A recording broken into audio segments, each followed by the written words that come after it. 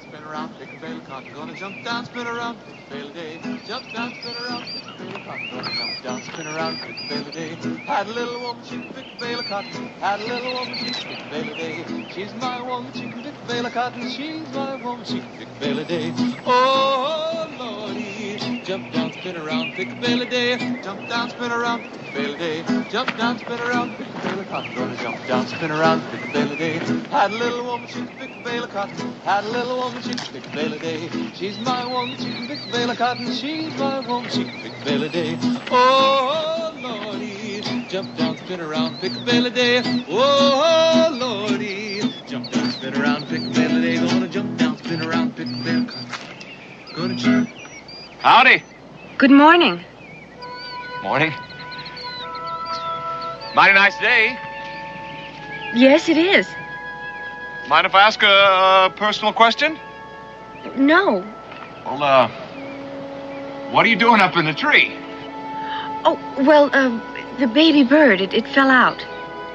Have you thought about how you're gonna get down out of the tree? Down? Oh, well, Here, let me help you. I'll give you a little hand. You gotta trust me. There you go. Oh! Get your hands off my daughter!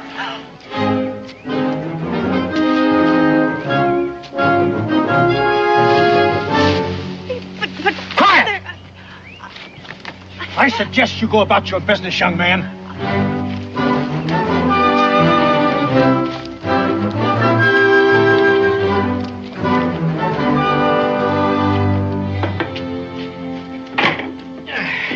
Fair weather friends, that's all they are, every last one of them.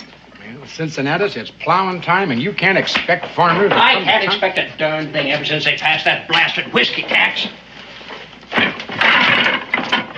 Ever since I emptied that last keg of whiskey, there ain't been nobody in here but females. Ben, you don't suppose they'd repeal that there fool law, do you? Well, I was down to Salem the other day, and I hear folks talking that Congress just might be changing their mind about that there tax. Yeah? Yeah. Howdy. Morning. I sure could use a drink. We got some apple cider, and that's all we got. That's all right. Nothing I like better than good apple cider. Let's see now. Is this, Boonesboro? It surely is. How about that? I'm only a mile away. I feel like Moses coming out of the wilderness. Listen, 1 mile away from here is going into the wilderness, not out of it. Where you bound? New Harmony Village. What? You folks new around here? This is my tavern. I'm Cincinnatus. Jim McGill. Mr. McGill. I'm Ben. I work around here. Haven't I? See, thank you. Now, what were you saying? The new what? Oh, sure. It says right here, the new, Harmony Village.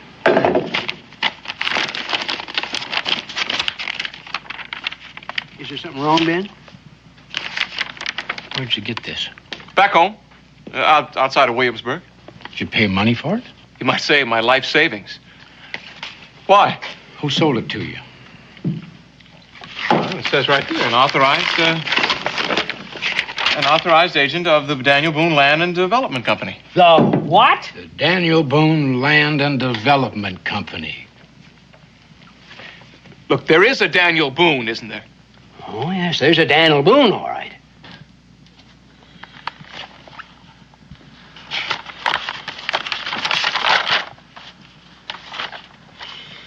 It's a complete swindle. That's a fact. Yeah. And a forgery. Reckon so? Well, I don't know. We'll have to do something. We? It's your land and development company. It ain't ours. A friend in need. I don't know what to say, Jimmy. It's just nothing. I've been carrying this thing for a good long 300 miles, Mr. Boone. Been keeping it dry in all kinds of weather, and every time I camp, I read the print clear off the page. You might even say I know it by heart. But look, that's your name, right? Just now that you got a quill around here someplace. Right over here, Daniel. Jimmy, this is my signature.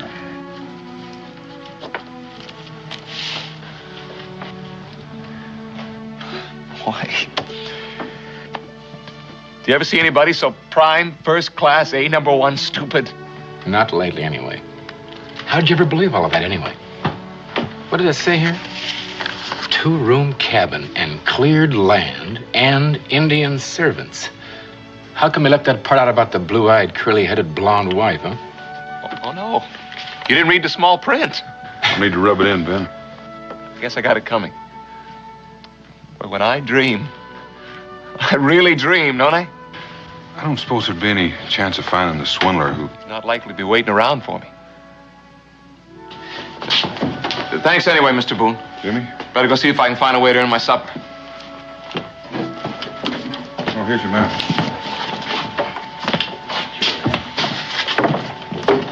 Yeah, that is a strange one, Daniel. Yeah.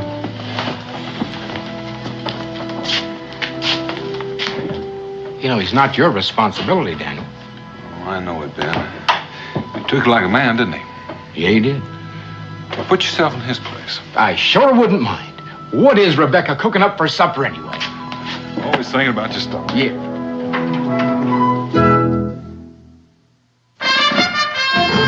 Daniel Boone was a man, yes, a big man, with an eye like an eagle and as tall as a mountain was he. Daniel Boone was a man, yes, a big man. He was brave, he was fearless, and as tough as a mighty old tree. From the coonskin cap on the top of old Dan to the heel of his rawhide shoe, the rippinest, roaringest, fightingest man the frontier ever knew.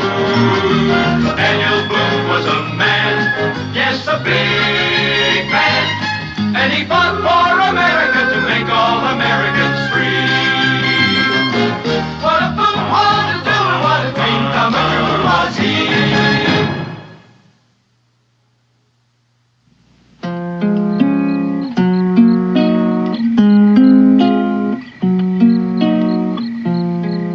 Sylvie said she loved me. Now I know she lied. She hasn't been to see me since the last day of July. Bring me little water soon. Oh, bring me little water now. She hasn't been to see me since the last day of July. Supper will be ready in a minute. Sure wish I could play one of those. Maybe you can. All he needs is a head for music. How do you know? How do you know what? If you got a head for music. That's just the trouble. Sometimes you don't know whether you can do something till you fall on your face a couple of times. Becky, you know that nice piece of land we have over on Bluebird Ridge?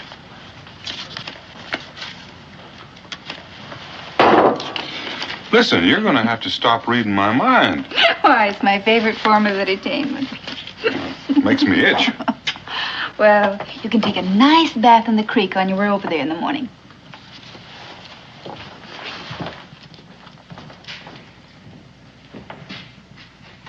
Jimmy, come in here.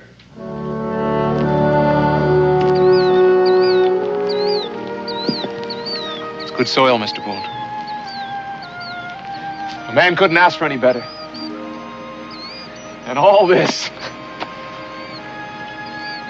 Well, this is about the prettiest place I've ever seen. But I've got no money to pay you for it. The Daniel Boone Land and Development Company. Well, you don't have to pay me right now. You can pay me a little at a time, whenever you get ahead. I'm pretty sure Cincinnatus would give you credit for seeds and supplies. Sure is tempting. Tell you what. Let's go see Cincinnatus right now. No, sirree. I ain't hanging that thing in my tavern, and that is final. I was told you'd seen the light, Cincinnatus. You aren't selling any whiskey, are you? You can just stop that smirking at me, Amos Brown. If I ain't selling any whiskey, it ain't because of your pits of hell. It's because of that dead blame whiskey tax. Well, it's a comfort to know that the Congress is there to place a restraining hand on the arm of the intemperate. If there was one thing I thought I'd get out of all this, is not listening to one of your fool lectures. Now, all due respects to you, Miss Charity, that is one of the finest jobs of sampling making I've ever seen. But this is a tavern, and I am a tavern keeper. And you know what the first job of a tavern keeper is? Have you selected what you want, daughter? Yes, Father. It is selling whiskey. How much? Oh, $1.50. Well, howdy, Cincinnatus. Daniel. How are you? Hey. Jimmy? Amos, Miss Brown would like you to meet your new neighbor, Jimmy McGill. Neighbor? Mr. Brown farms the other half of Bluebird Ridge. Yes, we met on the trail yesterday, but we weren't introduced. Oh, and this is Miss Charity Brown. Do you mean this young man has purchased that land? Well, Amos, we've entered into sort of a long-term arrangement. Well, I guess it makes it all complete. I beg your pardon. Why, just that I found out the prettiest girl I ever saw lives on Bluebird Ridge. Do you have a family, Mr. McGill? A wife? Oh, no, sir. No, I'm by myself. Oh, perhaps, Father, Yes? perhaps Mr. McGill would like to take his meals with us until he gets settled. Since we're his closest neighbors. I'm sure Mr. McGill can fend for himself. Come along, Charity.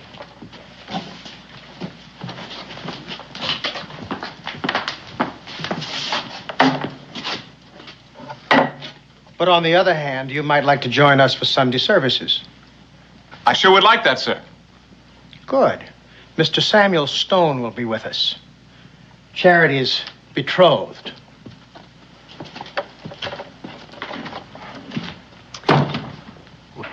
Father, Yes, daughter. why did you say that Samuel Stone was my betrothed? Because he soon will be.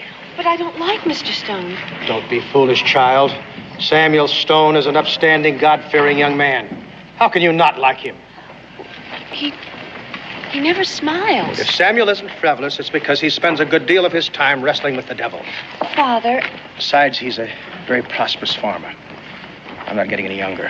I will never consent to your marrying anyone who could not take care of you. It's the last promise I made to your dear mother. May her soul rest in peace. wouldn't Mother have wanted me to be happy? I know she would not have liked this unseemly discussion. Yes, Father. Well, there you are. Well, drat that Amos Brown. He left that thing here on purpose. I know he did. That's kind of pretty. Did Charity stitch that? Oh, well, I hope you ain't one of these demon rum folks, too. Oh, no. No, I just think folks are entitled to their feelings. You know, Cincinnati's going to take me about 100 years to pay you back for all of this. I wouldn't say that long, Jimmy. You do a little trapping in the winter like the other folks around these parts, and we'll likely be squared up in a couple of years. No, you don't need money much around here anyway, Jimmy. It's fish in the stream, game in the woods. You grow almost everything else you need. Well, almost everything.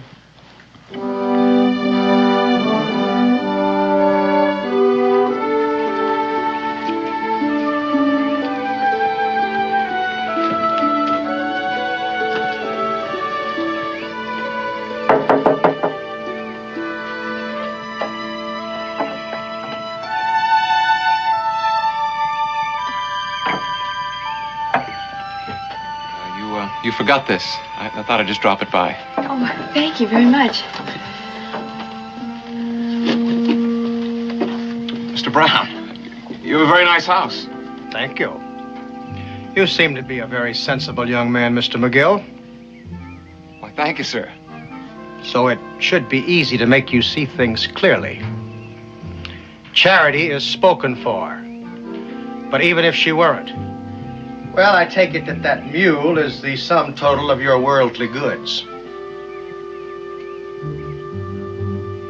I may not have many worldly goods, Mr. Brown, but I do have a good pair of ears. You all feel free to drop by my house anytime. What house? That's right. Really forgot I don't have one yet. So long. And that, my dear daughter, is that. Unless I have raised you for 17 years to suddenly find that you have become disobedient. No, Father.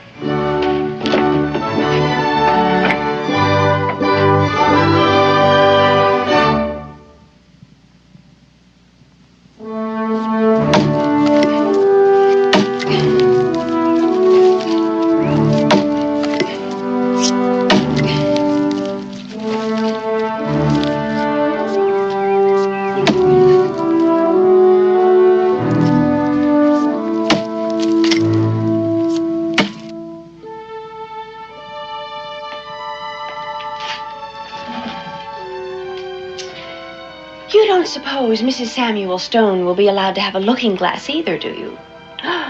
Miss Charity Brown, you are a sinful young woman. You must strive harder for perfection. Oh, but Mr. Stone, it was just the teeny-weeniest little smile.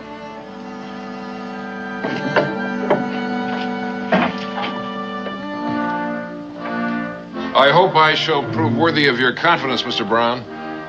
As you know, I'm always striving for perfection. I'm aware of that, Samuel. And that's why I feel that you and Charity should be married sooner than we discussed. Well, I trust that she hasn't strayed from the path in some way, sir? She is my daughter.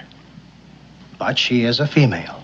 And as such, a frail vessel at best. Well, the sudden haste wouldn't have anything to do with the young man who just purchased the other half of your hollow from Daniel Boone, would it? Who can tell what disguise the devil may assume next, Samuel? Now, suppose we work out the details, and then we'll have my daughter join us.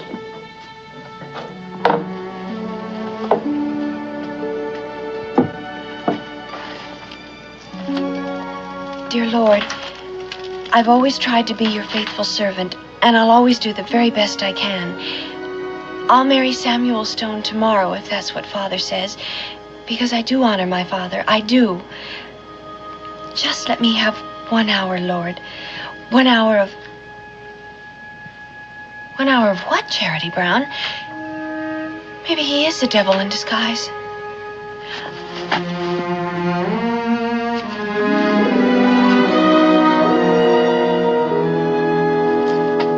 The dowry, of course, will remain the same. I was hoping we could discuss the matter of Mrs. Brown's, may her soul rest in peace, silver. And what did you have in mind? Well, naturally enough, I assumed that since Charity is your only child, that you wanted to bring the silver into her own home, to pass on to her own offspring.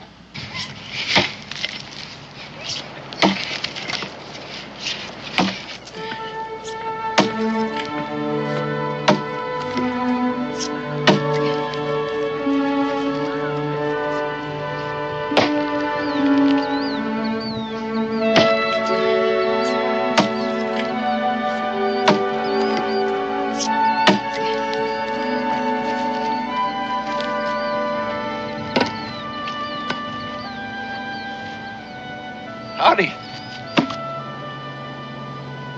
I thought you might like some bread. I just baked it. Wait a minute. Why don't you stay and share it with me? Well, it's not seemly. No, I guess that wouldn't be right. I was just trying to be, neighborly, not familiar. Well, of course. I understand. Out here on the frontier, a person has certain obligations to new settlers, but only so far, don't you think? Well, definitely. Oh. As a matter of fact, since I'm new in the area, I'd appreciate some of your views on that subject. For example, you could tell me about some of my neighbors. Now, I've met Mr. Boone and all his kin, Ben, Cincinnatus, you, and your father. And, well, I just think a fellow should know more about his neighbors, don't you? Yes, I suppose so. For example, tell me about Mr. Samuel Stone. Just for example, is he a real nice, neighborly type fella? Well, That's very interesting, Miss Charity, but it's not very informative. well, you see, Look, maybe you could talk a little better if we went over and sat down, huh? well, maybe just for a minute.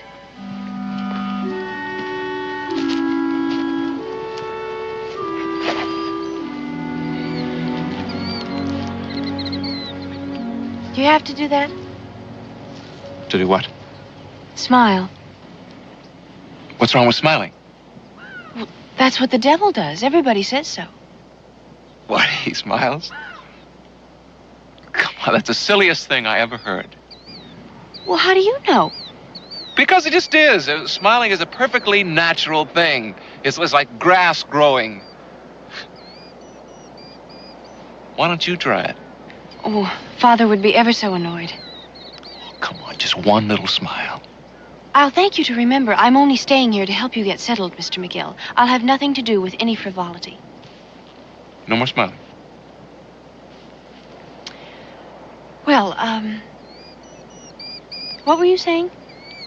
No, you were telling me about all my neighbors. Oh, yes, Mr. Samuel Stone.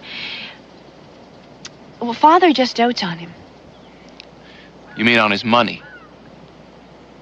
I am leaving right now. No, don't do that. I didn't mean what I said. I just got a little riled up when your father said, when he talked about the sum total of my worldly goods. Well, he's just looking after my welfare. I know, but what about you? I don't understand. Well, your welfare is one thing, but you're another. I still don't understand. Look, if I had a canary bird and I was concerned about his welfare, I probably would put him in a cage, and then I'd be sure that he'd be fed and watered and everything. Now, but if I really cared about that canary bird himself, well, that's another matter altogether. Well, then what would you do? Well, if you were a canary bird, what would you want to do? Sing and fly around? Right. Now you got it. But I'm not a canary bird. Maybe not, but you got some awful pretty feathers. Why don't you take that off? Goodness. See, I told you you could smile. Oh. Please? What if I ran up behind you and just grabbed it off? I'd cross my heart and you'd just disappear in a puff of smoke. You give me back my bonnet this instant, you devil, you. Oh, if you really thought I was the devil, you'd be a little more scared. I am so scared that... Oh, no, you're not. What?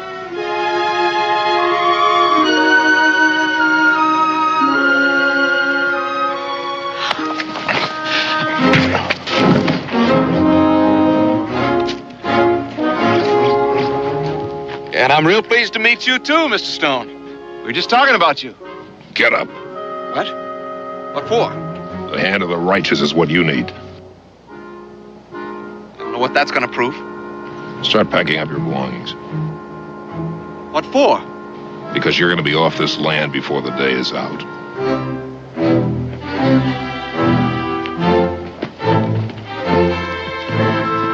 I don't know how you're going to manage that, Mr. Stone.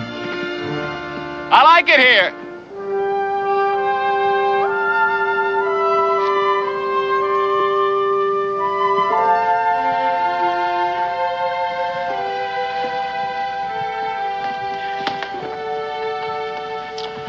Now, daughter, Father, does it have to be so soon? 3 months isn't too soon, my dear. Have I ever done anything that wasn't in your best interests? No. And have you ever seen Samuel do anything that was unchristian-like? He punched Mr. McGill in the jaw. Well, you have to admit that the provocation was uncommon. I suppose it was. Now, I know that I am the most fortunate of fathers. You could disobey me, That seems to be the way with children these days. But you're a sweet and reasonable girl. Thank you, Father. Now, why do you think I want you to marry Samuel? Because I worship riches? Well, because he is a godly man, I suppose, Father. Partly. But that young man in the woods back there, he too might well be a godly man. I don't understand. It's very simple, really. The wilderness is a killer of women. Hard work, childbearing. Sometimes a settler's wife may often look 60 when she's only 30. It was my struggle against this land that killed your mother. And I've sworn that the same will never happen to you. Now, do you understand? Yes, Father. And will I hear you singing at your work once more? I will try. Good girl. Father, Yes, dear. since it's all been settled, does Samuel have to drive Mr. McGill off of his land? Does it mean so much to you? No, but he hasn't done It's anything. really not your concern, is it, dear?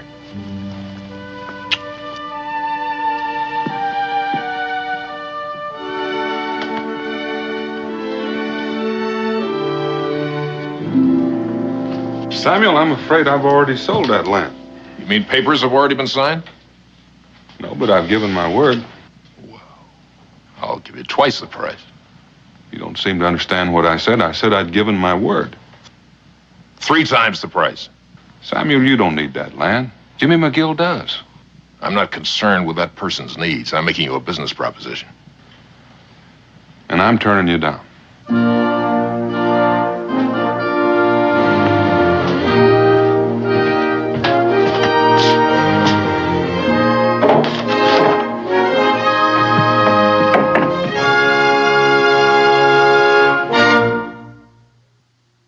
I'm going away for to stay a little while, but I'm coming back if I go 10,000 miles.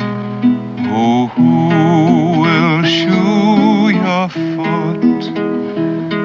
Who will glove your hand?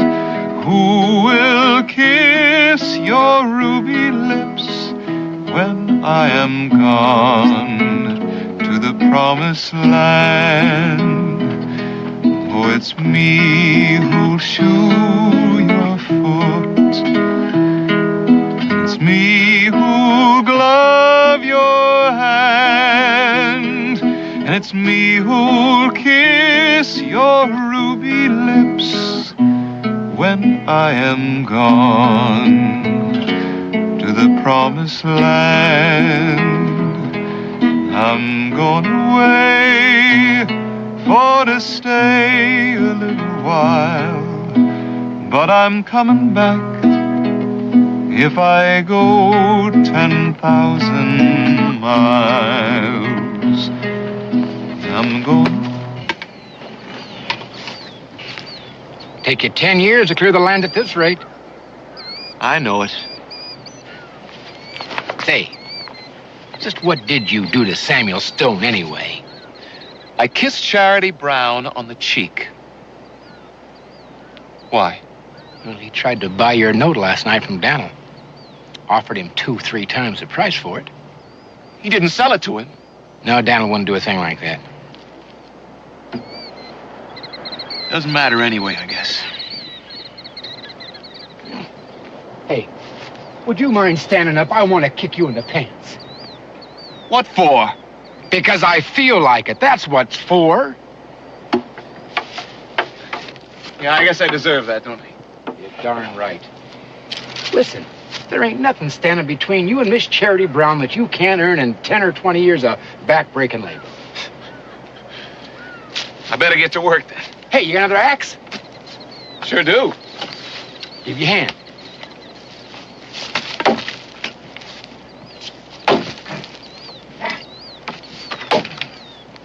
Hey, Ben. Yeah. What would you think about a fella abandoning his principles? Yeah, it depends on the principles. Well, suppose it was for a just cause. Well, depend on the cause. Not very much help, you know that. What are you thinking now? I'm about to break a solemn vow. You want to come?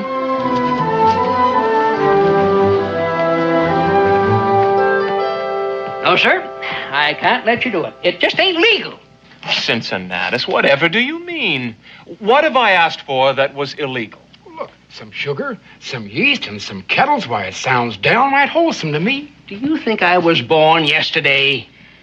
Sometimes it pays for a fellow to pretend like he was. Why don't you just come out and tell me what you mean? Since you were just born yesterday, you wouldn't understand anything I was saying anyway, now would you? Cincinnatus, it sure is lonely around here.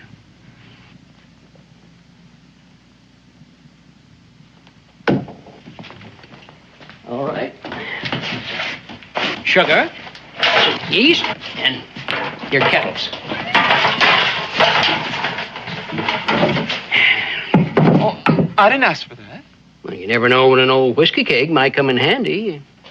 I ain't got no use for it, that's for sure. I don't know. What do you think, Ben? Oh, they'd be nice to put some flowers in it. Cincinnatus. I'll plant some nice flowers in it, and when they're growing real good, I'll bring it on back, and you can sort of use it to dress up the place. Jimmy, I can't tell you how happy that makes me. Hey,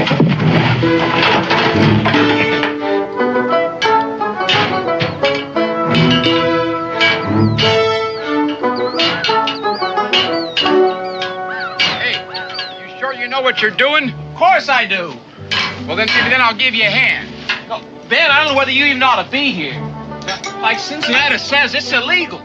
It ain't illegal to make the stuff. It's illegal to make it, sell it, and not pay the tax. I don't plan on paying the tax. I can't make any money that way. And you're aiming on going to jail. No. I'm aiming to marry Miss Charity Brown. You sure are a hard fellow to figure out. You know that. What do you mean? Well, you come marched into Boonesboro like one of them everyday farm boys with that worthless deed. And next thing you know, you're engaged in the manufacture of whiskey. And you're courting Miss Charity Brown, who happens to be betrothed to the richest fellow in these parts. And then you're talking about broken vows and all that. I guess it does seem a mite peculiar. Unless you knew about Pa. What about Pa? He died. Mighty unusual. Well, it was in a way. Because it was the whiskey tax that killed him. The whiskey tax? Yeah, broke his heart, I figure. Right there at his deathbed, I vowed that I wasn't going to follow in his footsteps. What footsteps? Pa made the best whiskey in all of Virginia. Folks used to come from miles around. Well, I don't see anything wrong with that. Well, he was a regular slave to it, and so was Ma and us young'uns. And so when he died and left me some money, I swore I was going to buy a farm and raise some grain so that folks could make bread with it and not have to make the pop skull. Then you met Miss Charity Brown. Not quite. First, I met those fellows from the Daniel Boone Land and Development Company. That's it, I guess. You don't make any more sense than this thing does. Oh, no. It'll work. It'll work, all right. All I need now is some corn from the Indians. There are Indians around here, aren't there? Indians? You can't make whiskey with Indian corn? Why not? Grain is grain. All right, you're the expert. You don't want any help. No, wait, Ben. I need you to lead me to the Indians. Besides, another thing. When I run my first batch, I'd be really grateful if you'd come by and taste it for me. You mean you don't know what this stuff is supposed to taste like, even? Never touched the stuff. Another one of your solemn vows, I suppose. No, I just don't like the taste.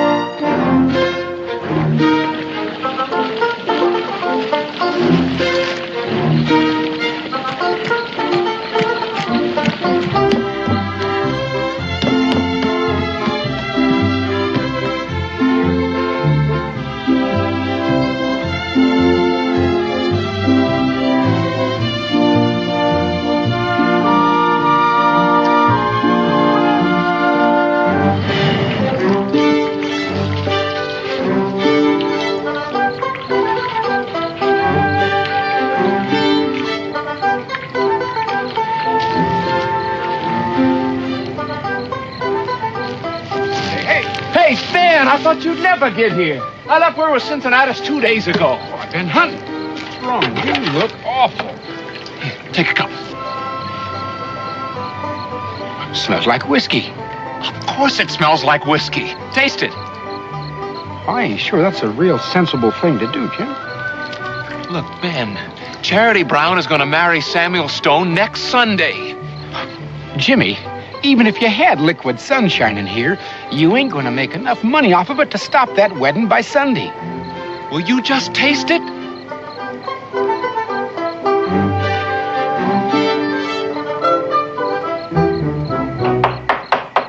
Cincinnatus, come on!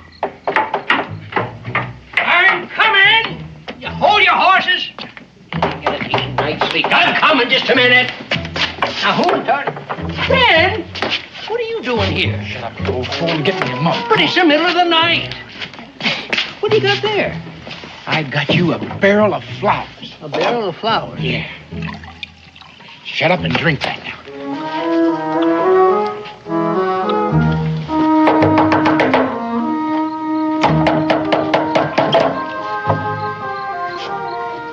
Don't look like it's trouble. Well, there is and there ain't. If you're not too busy, Daniel, we'd like to talk with you a minute. Well, I don't reckon you'd consider sleeping as being too busy. Daniel, just come on over here, huh? It's a mite early, isn't it? More like late than early. I take it's important that I take a drink of this right now. It is.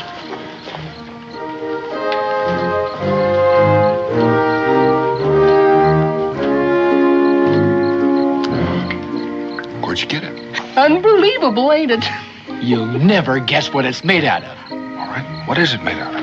Indian corn. Indian corn? I suppose that's possible, but where? Jimmy McGill. Brought it from Virginia. No, he made it right up there on Bluebird Ridge. Himself. And here I thought he was a farmer. Well, he is, but he's got this problem. Then you tell him. Jimmy didn't even taste it. That's right. He hates the stuff. He made it for Miss Charity Brown. Charity Brown. I don't know what you're talking about. Maybe I'm still asleep. Charity Brown? Well, yeah, you know that Miss Charity Brown is going to marry Samuel Stone next Sunday. Well, you know, it's her pa that's again her liking Jimmy. If Jimmy ever had any money, why, her pa might look at things a little bit different. That's the only problem. Jimmy's got no money. That's why he made this still up there in the hill. I see.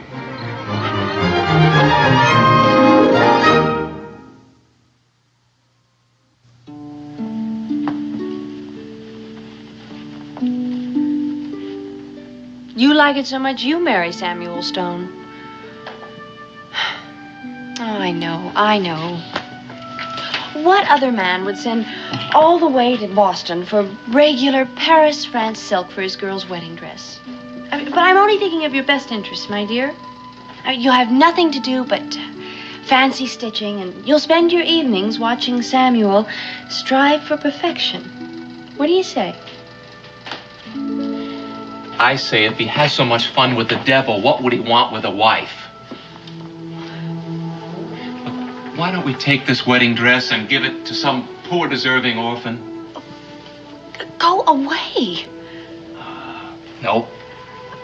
Will you please go away this instant? Why don't you scream?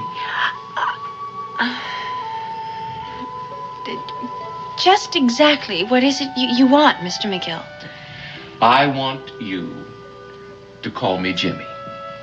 In the middle of the night? It's as good a time to start as any. Are you going to leave, or am I going to have to... Scream?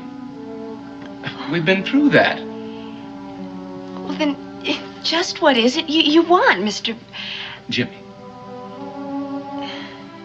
Jimmy. I want you to come over here and give me a kiss. What? You heard me. You want me to leave? What, I certainly do. One kiss. Off I go.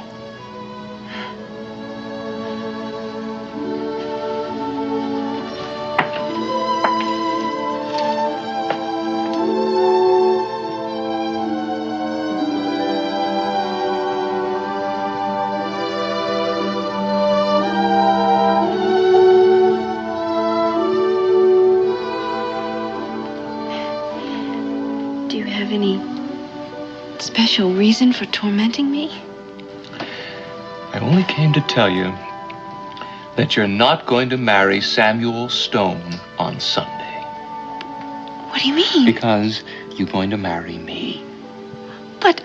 Don't worry. By Sunday, I'll be rich. Wait, how are you going to... Shh. Look, do you want to wake your father?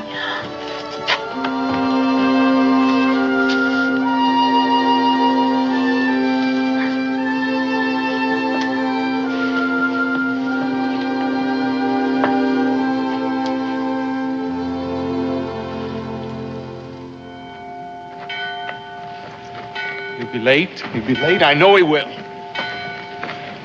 You don't reckon he got lost? Lost? Daniel Boone has been blazing trails clear to Mississippi and further. You don't reckon he's going to get lost going to the next county, do you? All due respects, even Christopher Columbus got lost. Don't bother, Cincinnatus. He won't listen to anybody.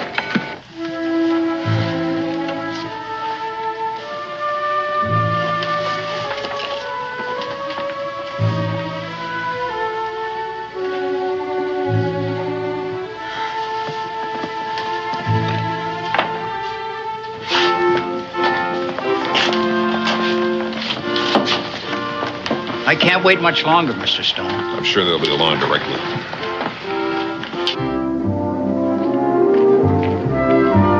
Jimmy? Jimmy?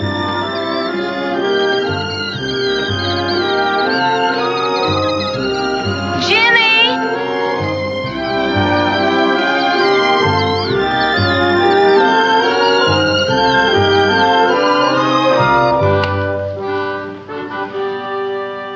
Are you ready, daughter? Charity? Charity, do you know what time it is?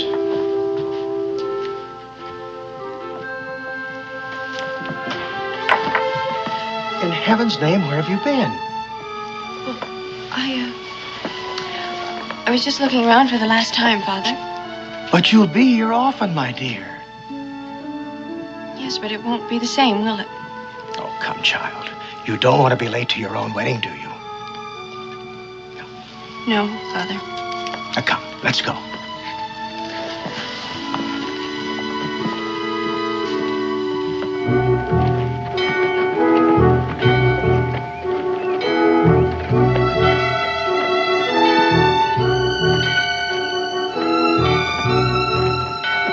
Oh, no.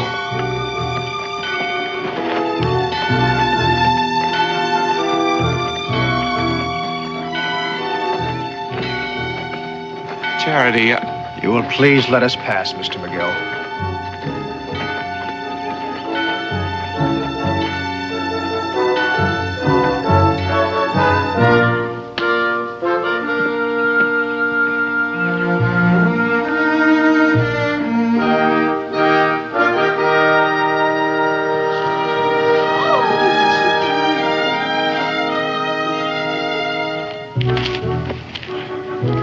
It just ain't like Daniel.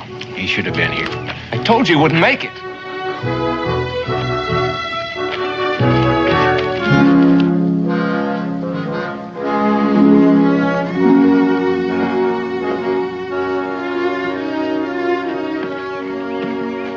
Do you, Samuel, take this woman, Charity, to be your lawful wedded wife, to love, honor, and obey, in sickness or health, till death do you part? I do.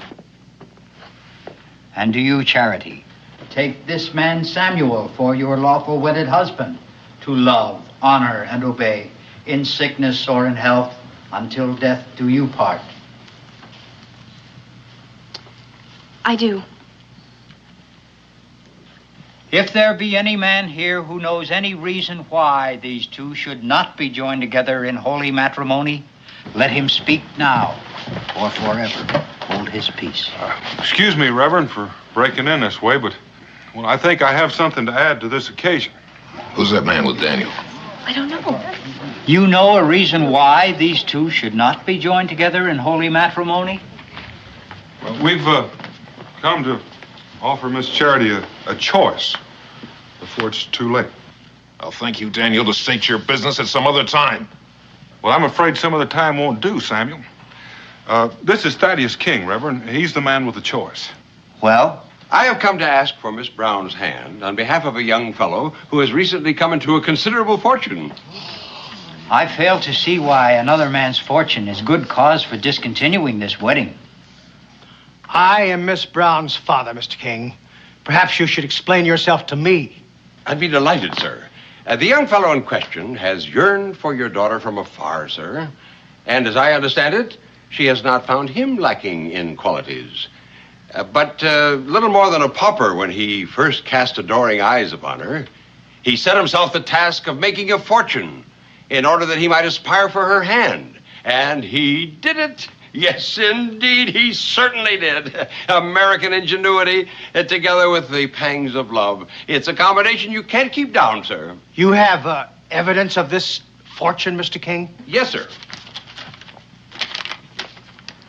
Well, it's difficult for me to believe that such an amount can come to such a young man in such a short length of time through honest activity.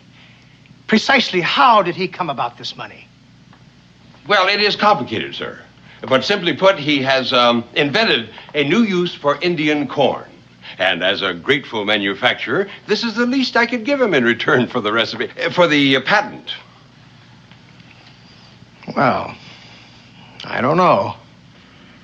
Father, isn't it better to be rich and happy than rich and miserable? What'd you say, Jim? Short prayer.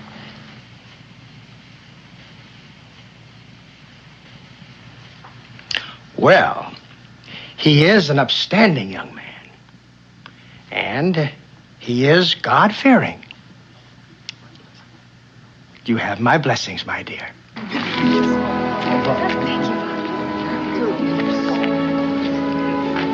Samuel, I'm sorry. Truly, I am.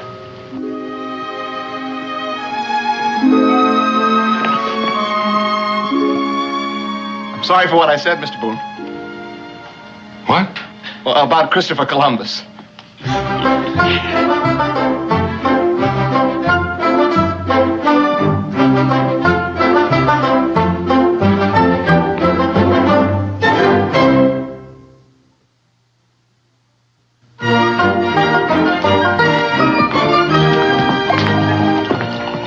You had us worried there for a while. Well, it turned out all right, didn't it, Ben? Yeah, it did. You know Thaddeus King. No, but I'd like to. Howdy. Nothing I like better than a happy ending. Well, I'd be a lot happier if they just get rid of this dad-blame whiskey tax. Well, that's it. They just did. Oh, I tell you, they took the heart out of me when they passed that ridiculous tax. But yesterday I get word that it's been repealed, and Daniel here comes along with a jug of the best tasting whiskey in the whole world.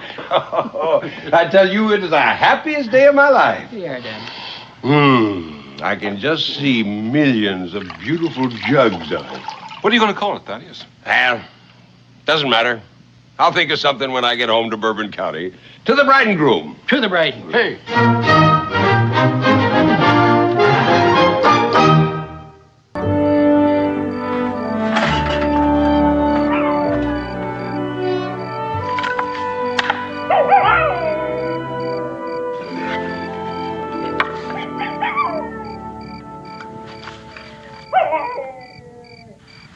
Boy, sure is improving. I wish he'd spend as much time on his schoolwork as he does learning to sound like some animal. That might come in handy someday. You never can tell. How'd it sound, Pa? Well, it's still sounding like the wolf has only got 2 legs, but it's sounding better. Did it scare the horses? Nope, but when I answered you back, I didn't scare them either, so don't feel bad.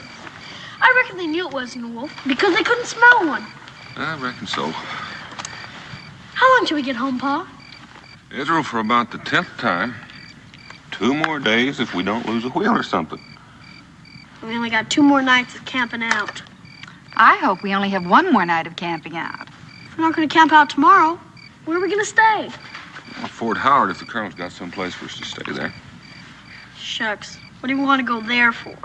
For one thing, your mother would like to sleep under a roof for a change after camping out for all week. I thought you liked camping out, Ma. I enjoy it now and then. But I wouldn't recommend it as a way of life. Are there going to be any kids for me to play with? Well, I doubt it. But I expect you'll survive one more day without somebody to entertain you. And why don't you take this little pot and run down to the creek and get some water so the mom can start cooking? Sure, Pa.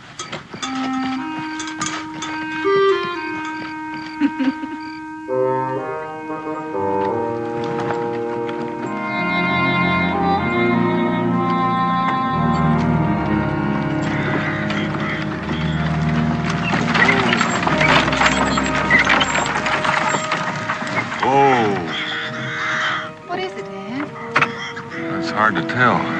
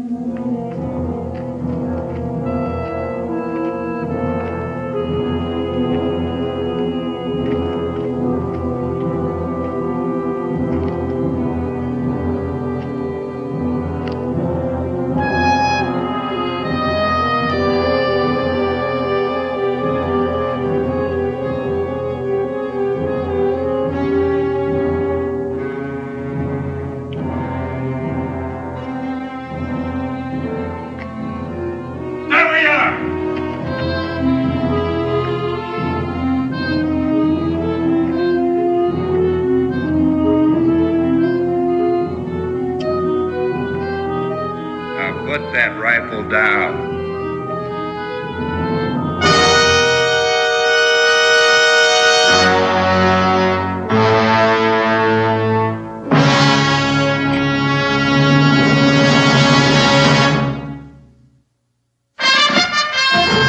Daniel Boone was a man, yes, a big man, with an eye like an eagle and as tall as a mountain was he. Daniel Boone was a man, yes, a big man. He was brave, he was fearless, and as tough as a mighty oak tree.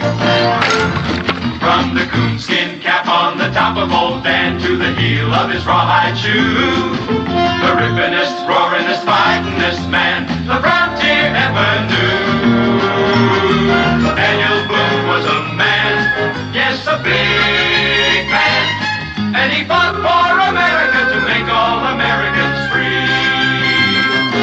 What a Boone wanted to do and what a clean coming through was he.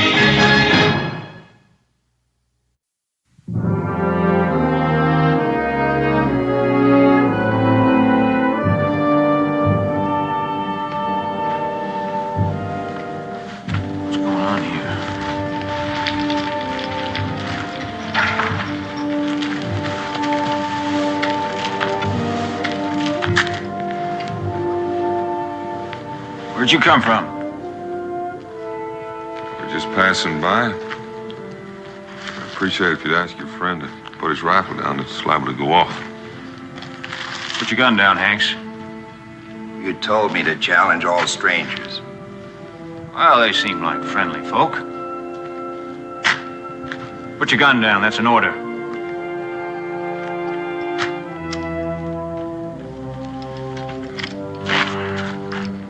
You'll have to excuse him for being edgy, but you can see what happened here. There's only 5 of us left. Colonel Howard? Gone, and the other officers. I guess it's my command now, if you call 4 men a command. When'd they hit you? Daybreak. Killed 10 men in the first attack, got the rest in the second. They quit when they drove off the livestock. Likely that's what they were after. How come the 5 of you stayed on? Well, as you see, we've got some burying to do.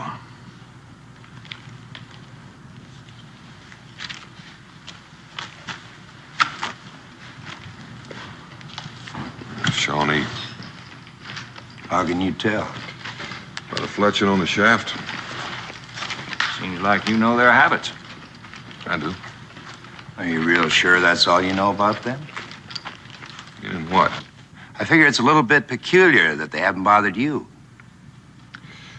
More than likely, the Shawnees headed west when they left here. We came down from the Salt Licks from the north. By the way, my name's Boone, Daniel Boone. Sergeant Rafferty. This is my command, Private Hanks, Private Evans, Private Crane. That's my brother, Michael Rafferty. I'd like you to meet my family. Fun. Rebecca. My wife, Sergeant, and my son, Israel. Pleasure meeting you, ma'am. Son, you figured on spending the night, Mr. Boone? That was our plan. Well, we'll try to make you as comfortable as possible. Thank you, Sergeant. You men see if you can fix that gate so it'll close. Looks like you could do with a fresh bandage. Israel, fetch me some clean clothes from the wagon. That's just a scratch, ma'am. Only take a moment. Sit over here. All right. Have to be looked after. That's a bullet wound. Some of them had guns. That's something new for the Shawnee. They must have been trading with the French. Lucky that missed the bone. Otherwise, you might not have an arm. You might not even have your life. Ma'am, when you're born to be hanged, doesn't much matter. This isn't going to be very professional, but at least it'll be cleaner. Well, I'm very grateful to you, ma'am. There you go. Thank you. Well, there must be something else I can do. Well, the fact is, ma'am, we don't know very much about cooking. Oh, well, if you'll have one of your men show me to your supplies. Well, I can do that. You go back to guard duty. Evans, show the lady where the supplies are. You two go back on burial detail. I can lend a hand with the burying. Oh, that won't be necessary, Mr. Boone. I want to show you your quarters if you'll step this way. You seem to know this country pretty well. Well, it's my home. This your guardhouse? No, we kept fresh meat in there when we had it. Can I look? No, it's dark down there. You might hurt yourself.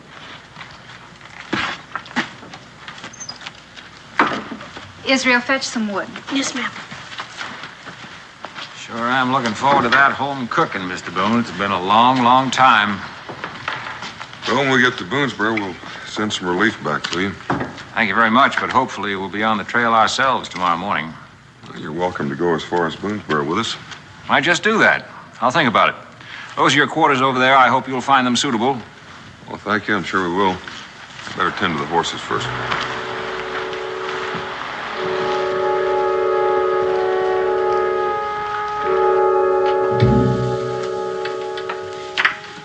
What does your husband do for a living, ma'am? Trapping, mostly. He's a guide and a surveyor. And sometimes he does a little scouting for the Army. Don't sound like he gets home very much. Not as often as I'd like. Well, there's no reason why a woman pretty like you are should be lonely. That's not what I said. I figure you got other notions than what you're saying. Well, you figure wrong, Mr. Hanks. You don't strike me as the kind of woman who would settle for many long, lonely nights.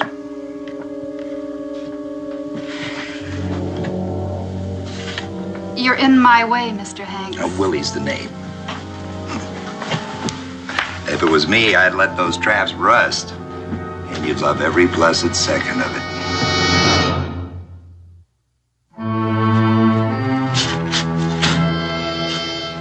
How come your brother told Boone we might leave with him? Oh, he's just making friendly talk, I guess. Yeah, well, he's friendly, all right. Even told him to spend the night when he should have told him to move on. Now, you know he couldn't do that. No, why couldn't he? This ain't no place for a woman and a kid. You mark my word, their being here is going to cause us trouble. Look, you feel that way about it, you talk to my brother. Don't talk to me. But I'll tell him, all right. I'll tell him. First chance I get. Well, here's your chance, Crane. Speak your piece. What's on your mind?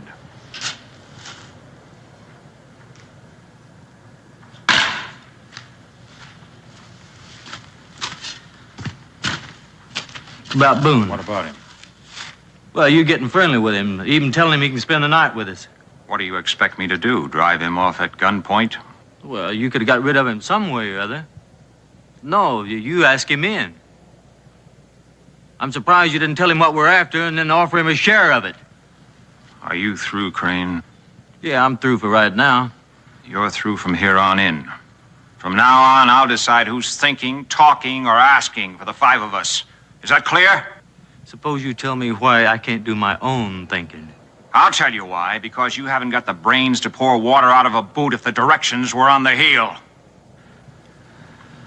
Now get back to work. Sergeant, you've been ordering me around real good the last year or two. Now, that shoulder board don't mean nothing to me no more, so don't you tell me what to do. Get on your feet, soldier. Now, do we understand each other? All I'm trying to say is that all of us agreed not to leave here till we got what we were looking for. Who's leaving? Well, you told Boone. If we don't find what we're looking for by tomorrow morning, Boone can leave and we can make some excuse to stay. And have live witnesses. Witnesses? Witnesses to what? All Boone knows is there was an Indian fight here. You don't think he'll get suspicious if he stays around? He'll be more suspicious if we don't let him stay. Find anything? Did you find anything, Crane? Heavens, what are you doing here? You're supposed to be guarding Boone's wife and the boy. Well, Hanks is taking care of things there, Sergeant. I just want to get back to my duty. You left Hanks alone with the woman? She ain't alone, Sergeant. The kid's with her. Since when did that ever stop Hanks? Now, who's right? Didn't I tell you there's going to be trouble? I told him there's going to be trouble. I just told him that. Dig! Come on, Crane. Let's get out of here. Will this be enough? Yes, son, that's plenty.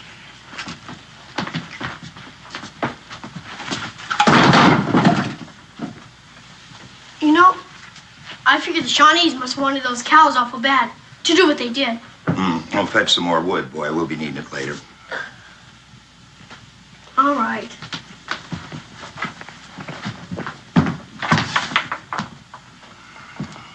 Well, ma'am, this is going to be quite a supper. Fresh biscuits. Thank you, ma'am.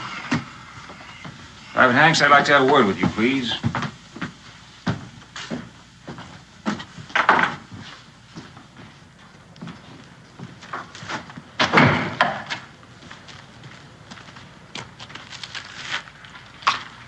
Now, you hear me. You hear me good. You stay clear of that woman. What are you figuring to do? Save her for yourself? I put up with you long enough. You either do as I say or I'll nail your hide up to dry. Or better yet, I'll tell Boone. You'll never get a better chance than right now. Mr. Boone, the sergeant wants to talk to you. You better get back to the burial detail. You send Crane over here to take your place. I'll see to it right off, Sergeant Rafferty. Yes, Sergeant? Oh, Mr. Boone, I was just wondering if your quarters were suitable. We'll sleep well, thank you.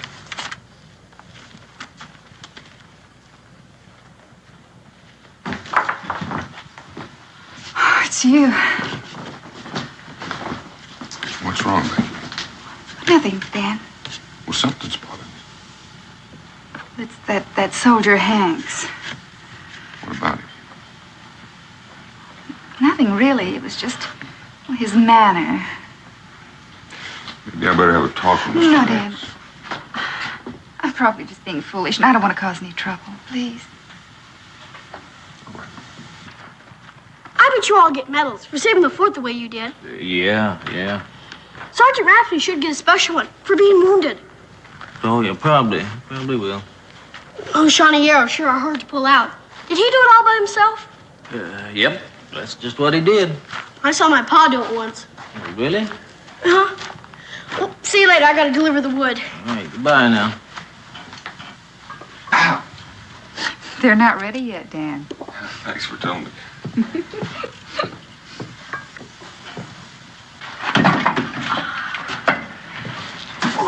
We're not done yet. Let's see. Need anything from the wagon, Ma? No. You can get me a bucket of water. Oh. Dan, will they be finished with the burying by morning? Imagine so. Why? Nothing, except I'll be glad when we leave. We'll be leaving whether they're finished or not.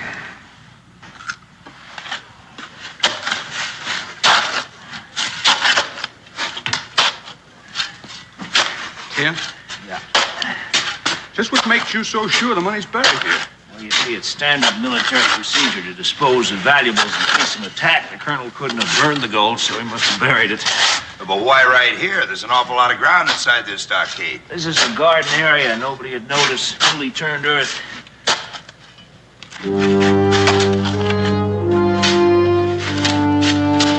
Watch it. Well, Mr. Boone, can I help you with something? Well, my wife threw me out of the kitchen, so I'm just leaving it around for a while. Well, you know how these women are. By the way, what time is supper? Oh, I figured it'd be an hour at least. Good. I'm sure tired of that digging. How'd you like to join me in a drink? Don't mind if I do. I got a jug hidden over there. Come on.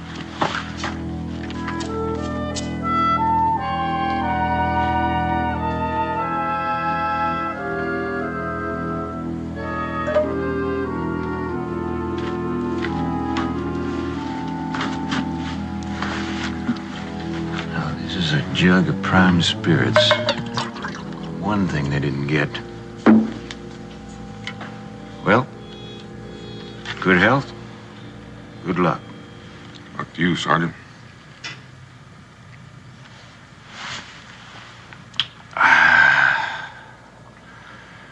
Well, frankly, I feel I've already had my luck, considering I'm still alive.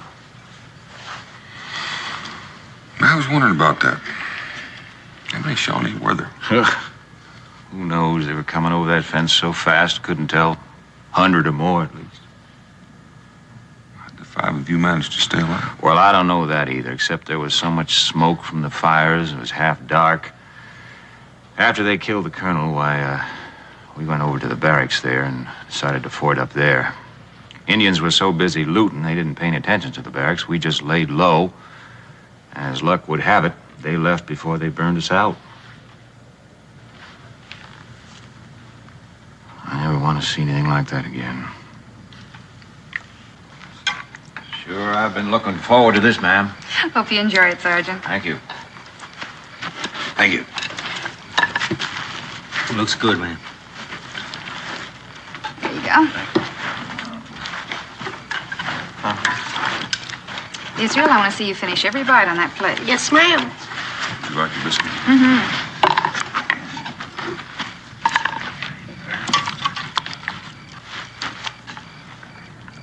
Dan? Oh.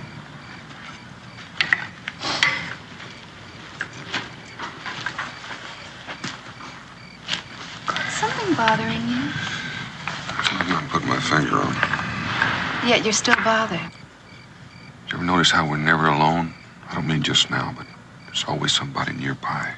Well, if it bothers you, why don't you ask them? For the time being, I just assumed they didn't know that I'd noticed. I'll get some coffee.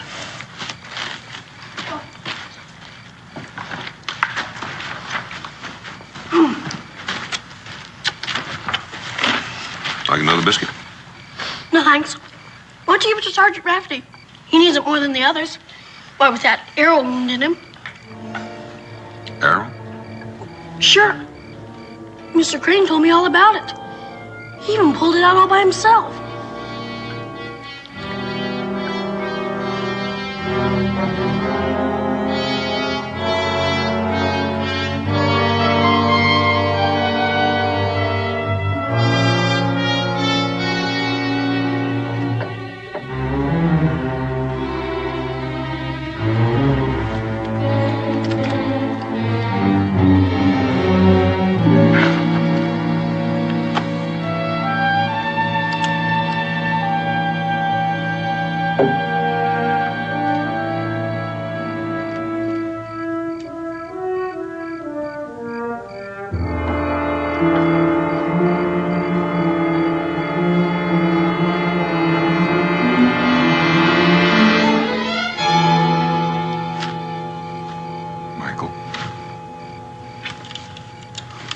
What are you doing out here? Why don't you get some rest? I can stand guard if you want. What are you doing out here? Well, I just keep wondering if those Shawnees are going to come back. Oh, you don't think they're apt to do that, do you? I mean, I heard they wouldn't fight at night. Why are you standing guard? Well, I'm just carrying out orders, sir. Oh, Mr. Boone, if I was you, I'd step back inside there. I reckon the sergeant's just concerned about my wife and son. Yes, sir, he is. He's concerned about them. I mean, that's why I'm posted here, make sure nothing happens to him during the night. Your brother's a very thoughtful man. Night, Michael. Night.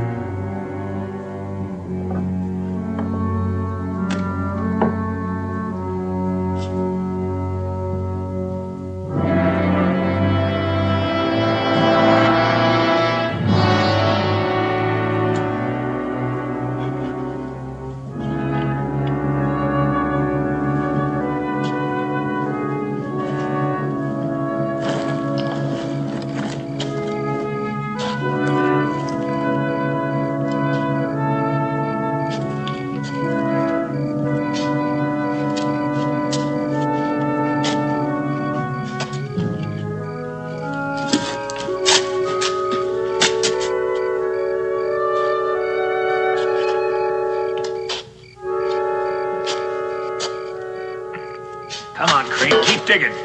Digging. I want to get the colonel buried. I'm digging. I don't want him found down there in the cellar. All right. Evans, get down here. Take your place. Come on.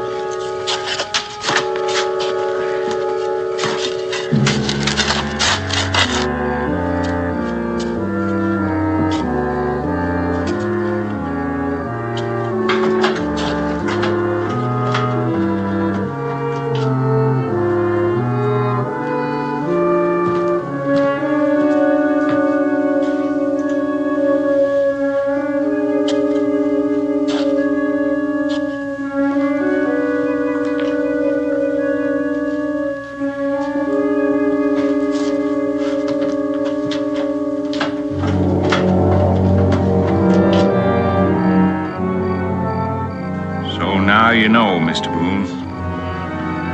Why did you have to be so curious?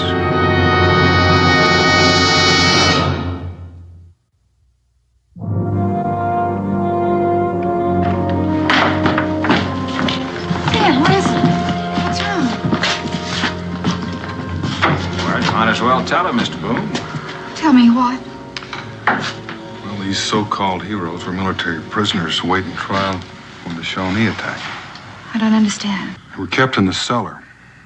When the colonel went down to ask him to help out with the fighting, they killed him. Very good, Mr. Boone. Very good. Unfortunate accident, ma'am. You mean they were just hiding down there? Ma'am, I'm sorry, but we're going to have to ask you to stay on with us as our guests until we can decide what to do with you. Yes, sir. You might get to where you could enjoy our company. That's enough out of you, Willie. I do beg your pardon, ma'am.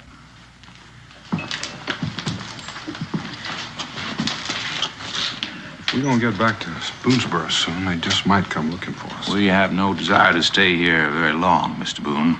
You poking around where you're not supposed to, you know we'll have to keep you here until we get away. I'm sure you understand that.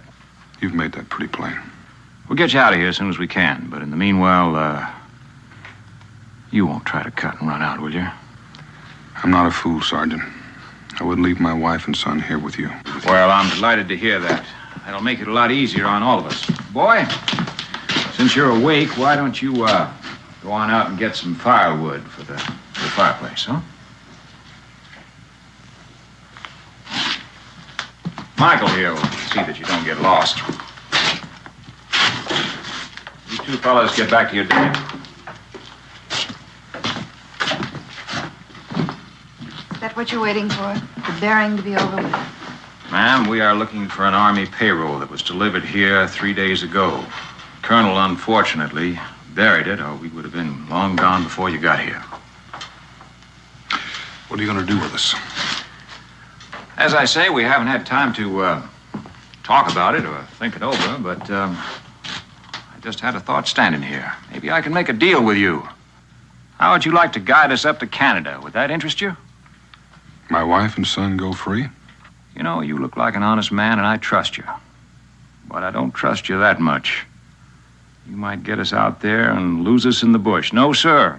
Your family goes with us, or there's no deal. Why don't you think it over? You'll have to excuse me because we have a lot of work to do now. Ma'am, I wish you a good evening, and if there's anything you need, Mr. Hanks here will be waiting outside.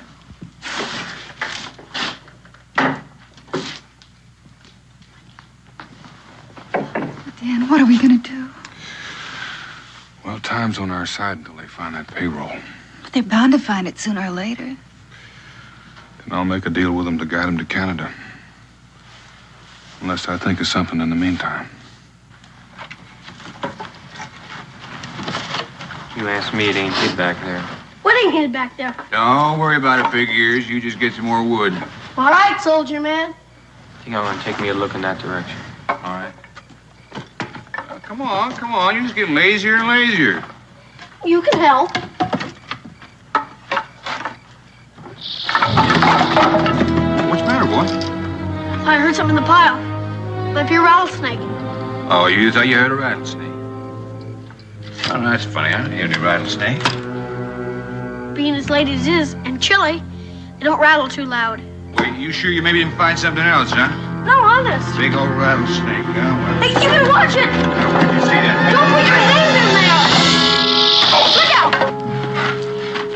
Boy, you go get somebody to help me. I've been bit. You stay here. Don't move a muscle. I'll get my paw. Hey, boy, we're set to get some wood. Where is it? Private Rabbit, you got bit by a snake. I gotta get my paw. Now, don't lie to me. You get on back and do as you was told. Honest, now let's go! Hanks! What is it, Israel? Private Rabbit got bit by a snake paw. You gotta help him. Come on. Help me. Please help me. I've been hurt. Evans, get some coals. We'll burn the poison out. I've been hurt. Let me have a look.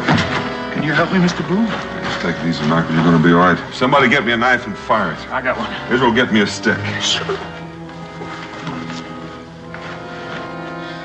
Arms getting numb. Well, you better hope it stays that way. Hurry up with that knife. Coming. Sergeant, hold this stick. And hold him steady till I get through testing.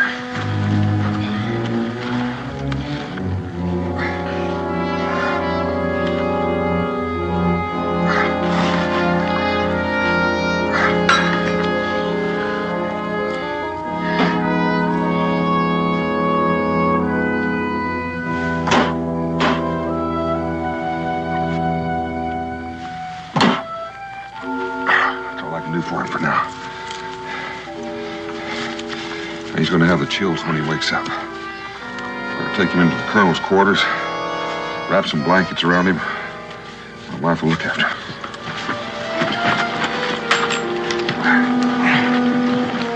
You saved my brother's life.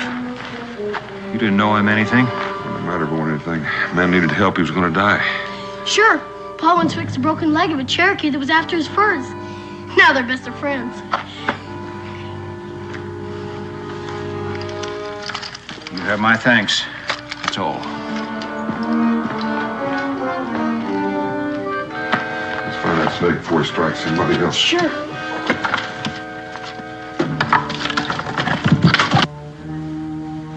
I guess I owe you my life. My husband's the one you should be grateful to. I'm grateful to both of you. You don't know how much. Only wish there was some way I could show it. There just might be. It's no use, Paul. I guess he's gone.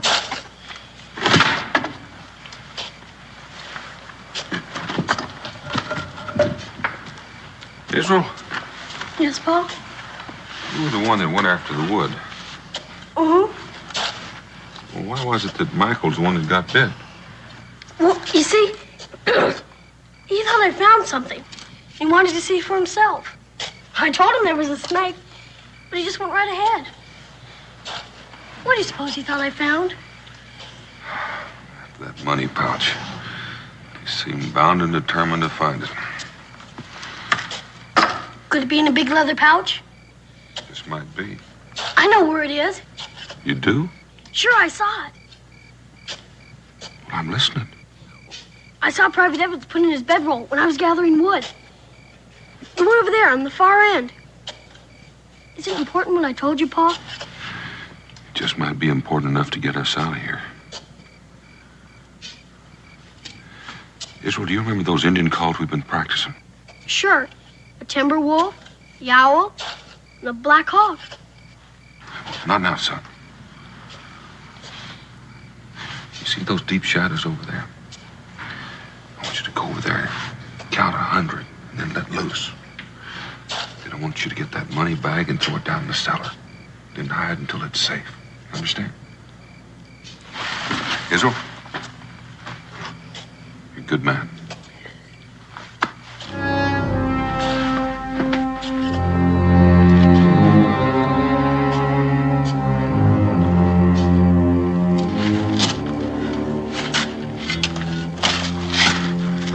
Now he's seen everything. First he saves Michael's skin, now he's digging his own grave. The sooner we find what you're looking for, the sooner we'll get out of here.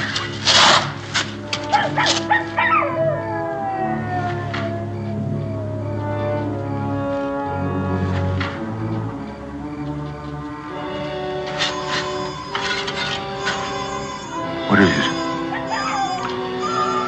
Could be the Shawnee have come back. Man on the stockade, you come through, Boone.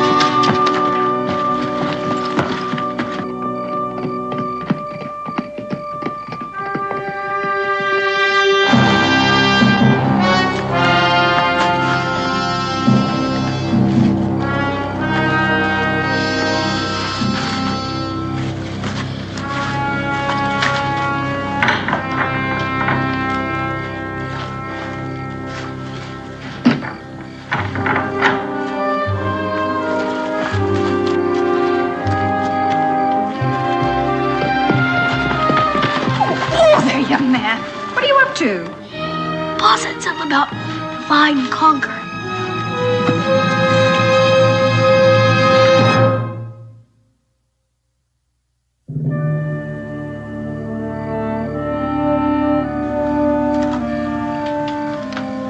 I didn't see nothing. I don't see nothing either.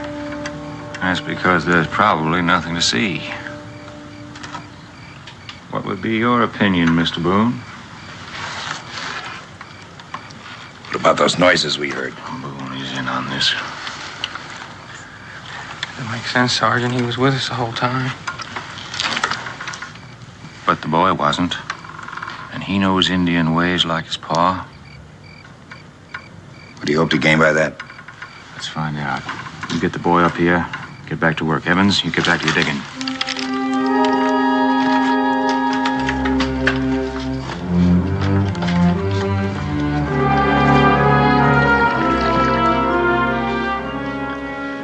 He's gonna die. We should get it over with. Means one less to share the money with, doesn't it?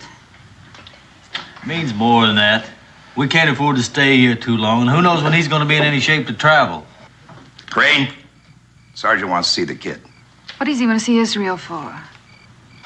Ma'am, I didn't ask. Israel, be... It's all right, Ma. Pa's out there.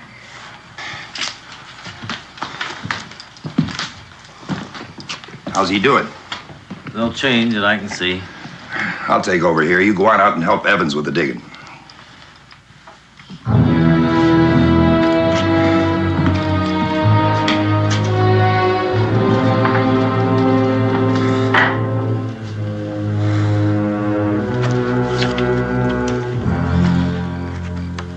You wanted to see me, sir? Yeah.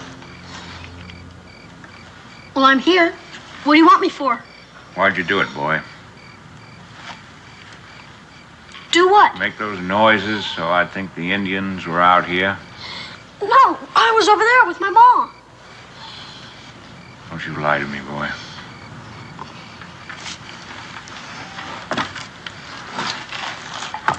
Since you are an Indian expert, Mr. Boone, maybe you could stand up here for a little while. Anything you say, Sergeant. Yeah, well, you stay put. I'll be watching you.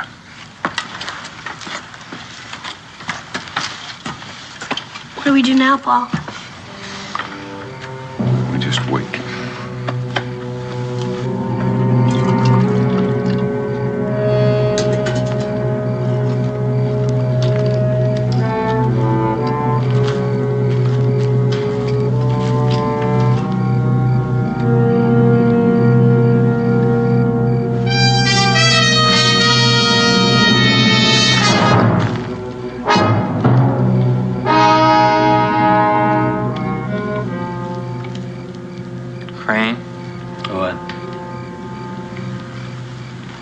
How long you been here? Not very long. Why? What'd you do with it? Do with what? What you took? What I took? What do you mean what I did? I didn't take anything. Well, that don't make sense to me, Crane. Cause my left ear is underneath my bedroll when I come back. It's gone.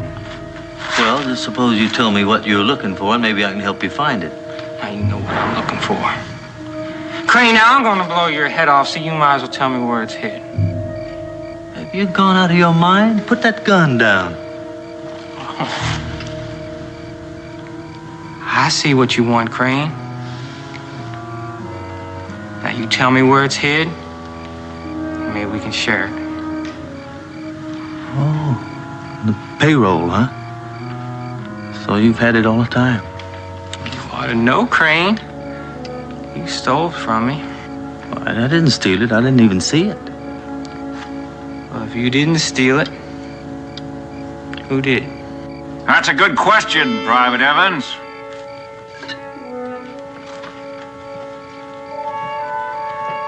That is a very good question.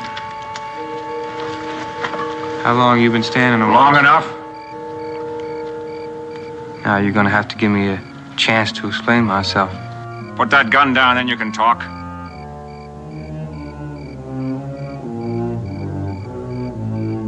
Yes, sir.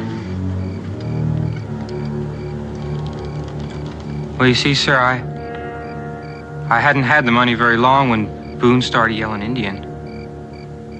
So I figured I'd better put it in a safe spot. But I meant to give it back to you.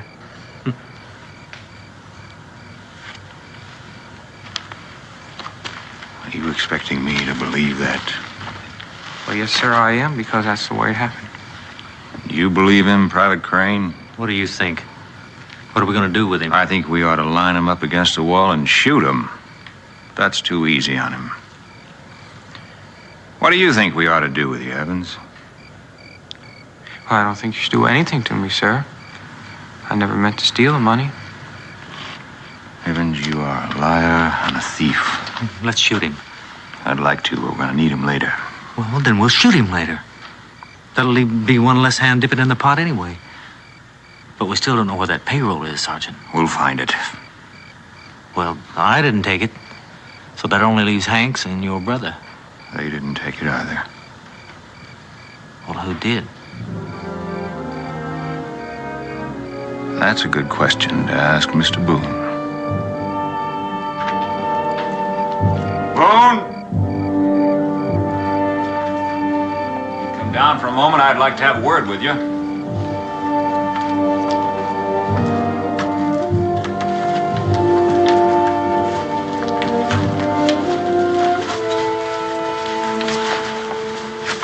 That was a good plan. What plan? Those Indian calls to attract our attention.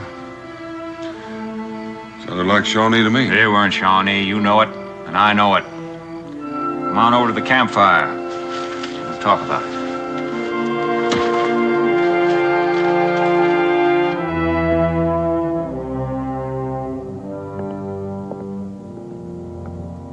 There you go, Michael.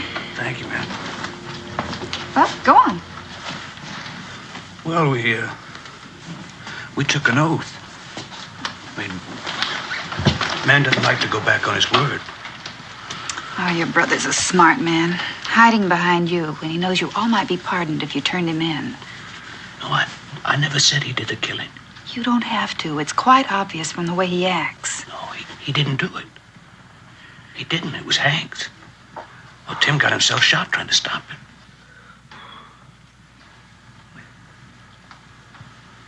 What were you under arrest for? Desertion. Other things. What other things? Well, my brother got himself thrown in the guardhouse for hitting an officer. He didn't mean to do it. He was drunk. I would have meant the finish of him, so I opened the guardhouse door and... I see, and the others got out. Next thing I knew, we were going over the wall. You went with them? Well, there wasn't much else to do. I mean, I'd sure known it was me let him out. Have you ever given any thought to what's going to happen to you when you get out of here? Yes, ma'am. I'll be a fugitive from justice. A man on the run for something you didn't do. That's not a very pleasant prospect. Well, we were all there, ma'am. I mean, I figure that makes us all accomplices. We're bound together. And you'll all hang together. No. Nobody's gonna hang because nobody will tell. How can you be so sure of that? How well do you know these men? How do you know you can trust them? Well, I don't really know any of them very well. Except my brother. What's on your mind, ma'am?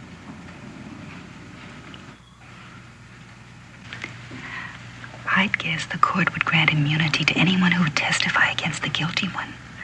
And there might be a reward for the return of the money. No. No, it's too late for that.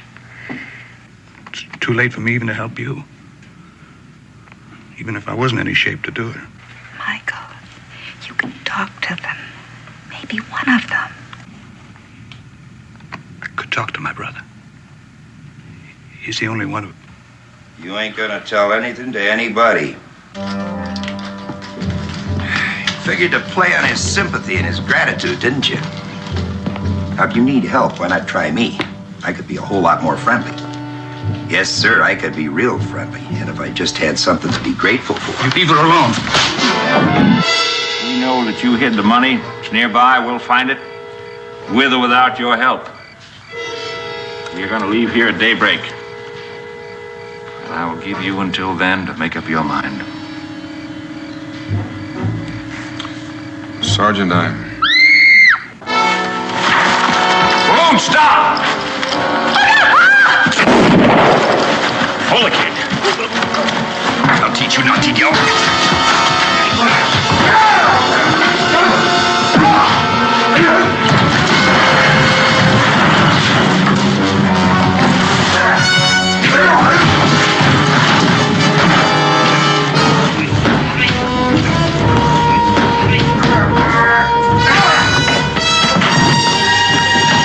That's enough, Boone.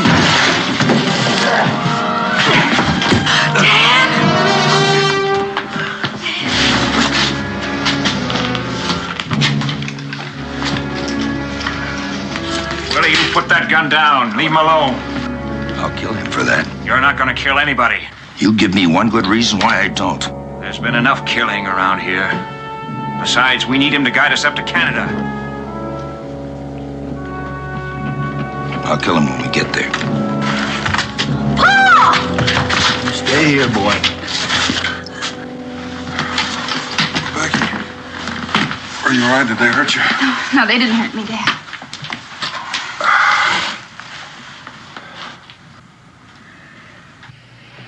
Come on, Boone.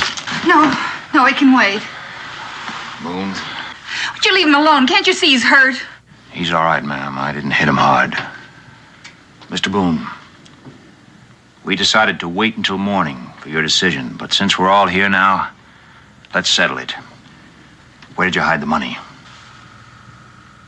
I told you what the deal was. My wife and son go free. I'll show you where the money is and guide you to Canada. And I told you you have nothing to bargain with, not if you care about your family. Sergeant, I don't believe you'd hurt either one of them. I wouldn't. But I'm not sure if Willie Hank's here.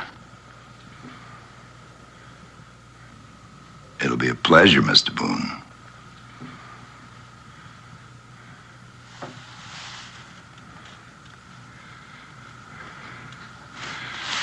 Money's in the cellar. Crane, check the cellar. Leave the boy. Sergeant, I'd like to ask one question. Go ahead. What guarantee do I have that my family won't be harmed once we get to Canada? Speaking for myself, you have my word. What about Hanks and the others? You'll have to talk to them about that.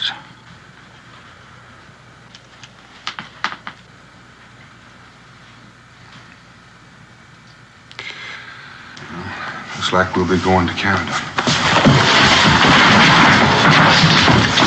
Hold it right there, Mr. Boone. I need you. But I don't need you that much that I won't kill you. You won't do that either. You've already fired that once, remember?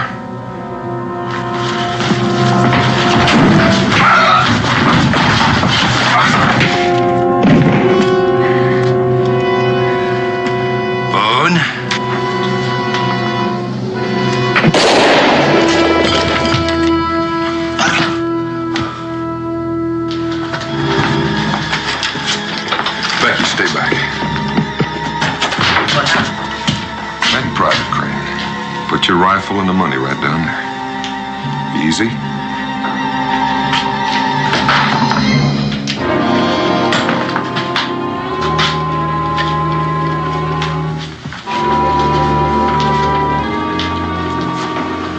Jim?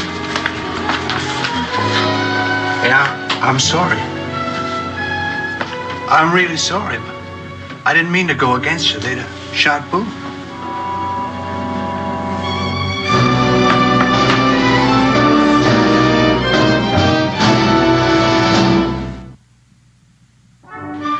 I'll be so glad to get home. There's two of us. Just think we've only been gone a week. Some weeks longer than others. This is one of the longest I can remember. How you doing, soldier? Just fine, Mr. Boone. Thanks to you. Well, I'm the one that owes the thanks. Hanks had me dead centered. Mr. Boone, you think the courts will go easy on my brother? They will if I have anything to say about it. And he will. I was just thinking, you're the only man I know who can say the luckiest day of his life was the day he was bitten by a rattlesnake. All right, Israel. Let him go.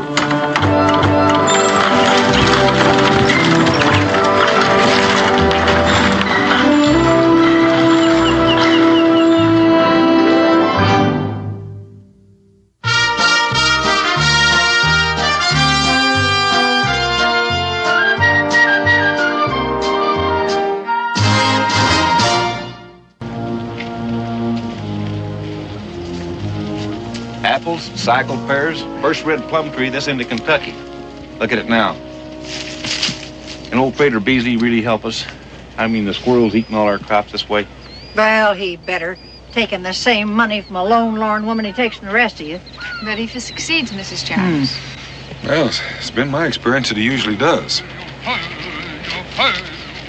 Most times by some outrageous means. Well, what in the blue blazes is that caterwaul? Well, that's a Pompagano spirit song.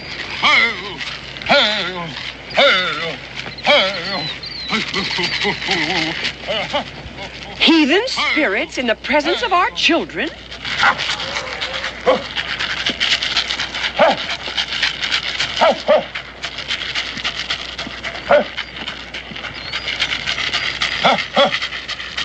You know what must be done. We visit every house. Take positions and I will start the sacred hymn. Brother Bingham says he wishes him with that imaginary bear here. Bingham, Mr. Dobb is that bear that got wrote up in the good book for eating the boys that bothered the prophet Elisha. Mr. Dobb doesn't take too kindly to being referred to as an imaginary bear. I think we do better in the eyes of the Lord to suffer in humility than to accept the aid of a heathen. And you would if you could see my sorghum patch. Well, it do seem that when the Almighty sends a plague, he ought to rain somehow to get us shut of it. You Hines boys ain't got a piece of property worth the almighty two plague. Well, no, ma'am, but you never know where lightning will strike. Huh? Hey!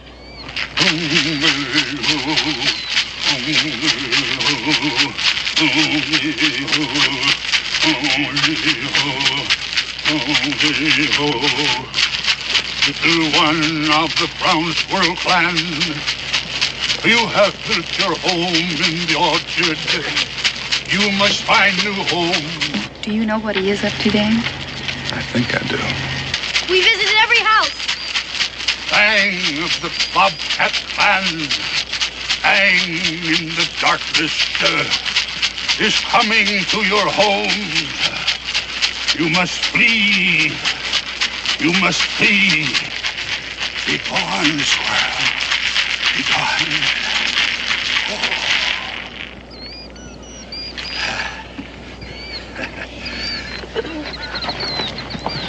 Listen, you old fraud, if you think I'm going to pay out good money for a show like that, you... Sir, by tomorrow morning, there won't be a squirrel left in the whole neighborhood, I promise.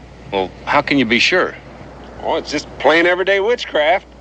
Saul calling on the Witch of Endor couldn't be more sacrilegious. The only way he could get in touch with the good Samuel, if I recall my scripture. Oh, blasphemy!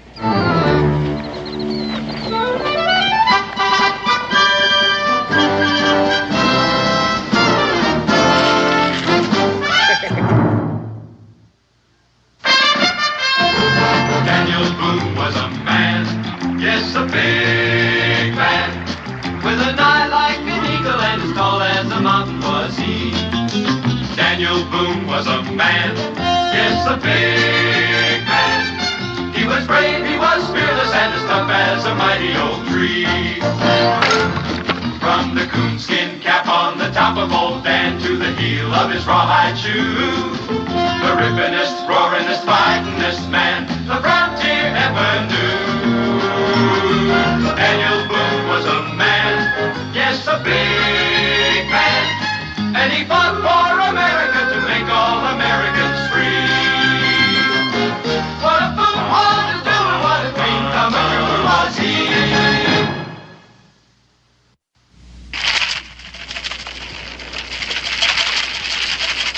Oh, people of the brown squirrel clan, go in peace, fare thee well. Go in peace,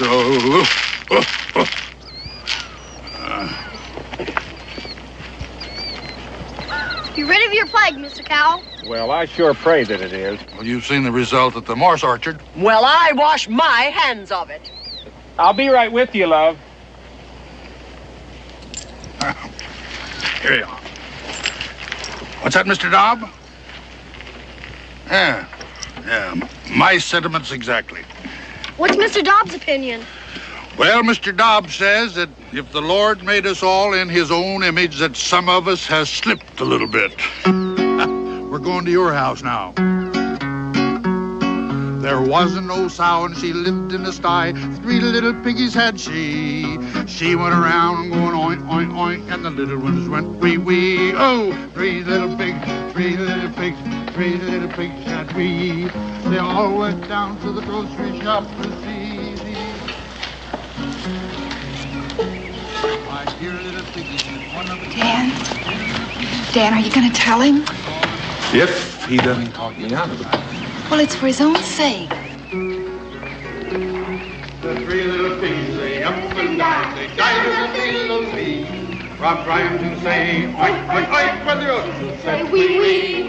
A moral is this little tale, a moral that's easy to see. She waddled around, oink, oink, oink, oink, and the little one said, wee, wee.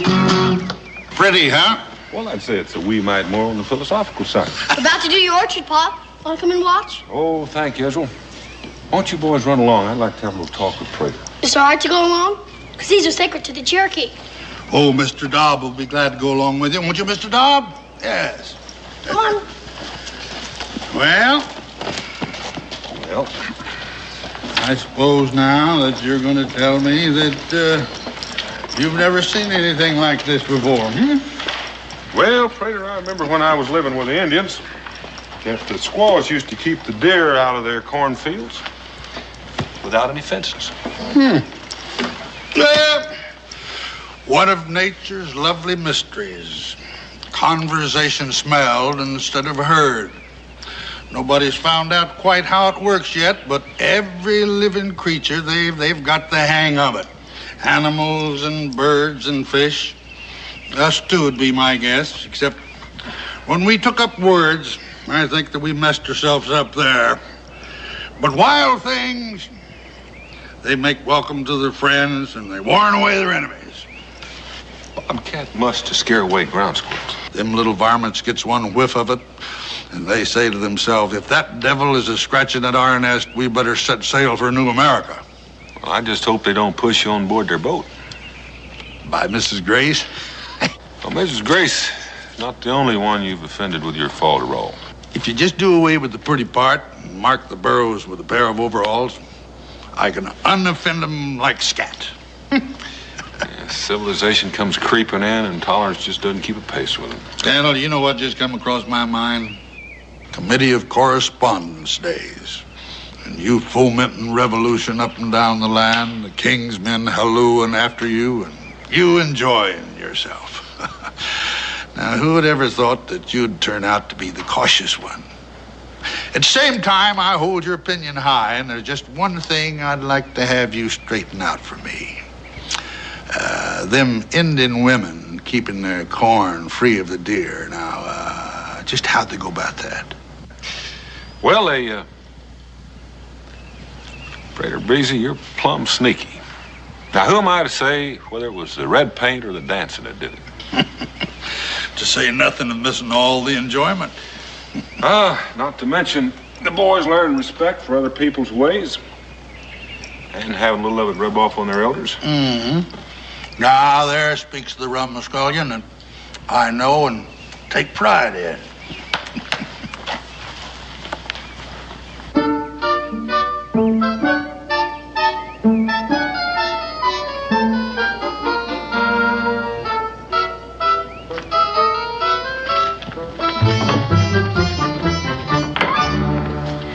I'll be with you in a minute, ladies. Just come on in, look around. In the meantime, you might find something you want. We are calling on you as the magistrate.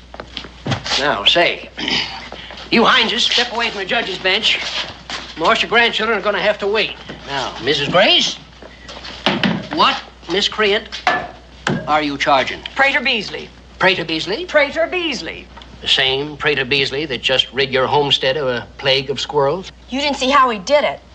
We did. First time, leastways. It was pure blasphemy, and it involved innocent children. You know, that's what Bingham means to say. Now, you Hineses, just tend to your swelling. Now, Mrs. Grace, I am a little weak on law, but a bull ox on equity. Now, that's a platform I run and was elected on. Now, when a man has done you good and you want him locked up because you don't like the duds he done it in or who he chose to help him out, I just can't go along with you women. You mean you don't want to? Want to? I've been magistrate for 3 weeks, and all I've had out of it is to make Mrs. Jones a widow. Is her poor husband dead at last? He has been gone the past 7 years, and not a peep out of him.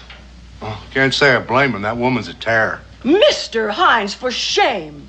What happens to the farm? It's hers. Miss Jones? Widow Jones, poor dear. In 30 days, she puts a stone up in the churchyard, and everything he had is hers. Come on, S. I ain't finished yet. Now you are. Come on. Well, that'll clear some of the air around here. Has she ordered the black for her mourning? Nope. And there's one widow I don't expect to sell her none. She's probably so overcome with grief she's forgotten the proprieties, poor thing. We'll go and call on her. You drunk up half my rum. Ah, what's a gill of rum to a man on the point of becoming rich? Shh. Huh? Remember what I said the other day? Lightning is striking, we'd have fields and plagues just like everybody else. Well, it's happened. The widow Jones is a rich widow. She's gonna need a man to protect her. You gonna marry her? Yes, when the good Lord handed out the brains in our family, he sure did pass you by. Well, any fool can see you're a born husband. You listen here. Mom always said... Now, look, I'll be right beside you to advise you and help you, and we'll share just like we always have, huh? Now, come on. We got the inside track. We don't want anyone squeezing in ahead of us. Well, come on.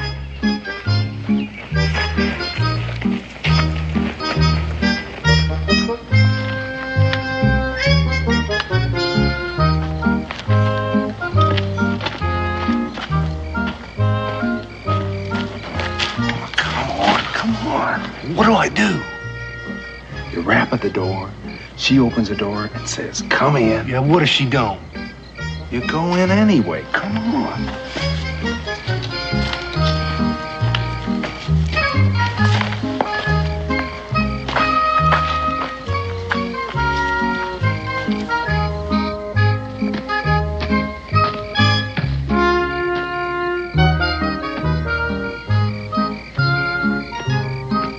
Here, give her these. Women like them when they're getting courted. Look, as soon as you're inside, you shut the door. Then you put your arms around her like this and tell her that you've come to woo. Our Sunday coat's kind of tight. That's the way it's supposed to be when you're dressed up. Now go on.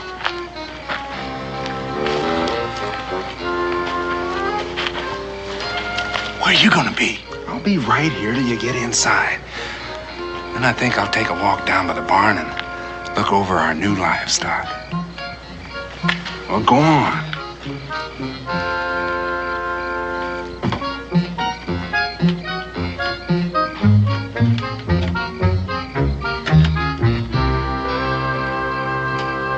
Megan, I'm right here.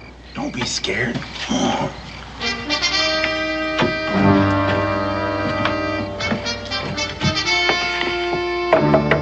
Doors open. Get them meat hooks off of me!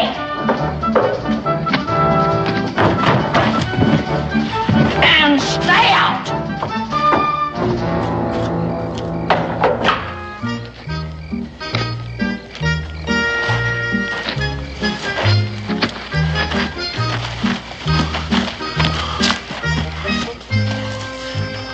She harm our Sunday coat? You didn't do what I told you. I did too, to a T. She just don't cotton to being rude, not by me. Now what are we gonna do? You don't remember anything, do you, Ass? Well, some things I do, Bacon. Remember Prater Beasley witching them ground squirrels? You think he could witch her? Witchery's witchery. That's what Mama always said. And that's what you and me is gonna do. Come on.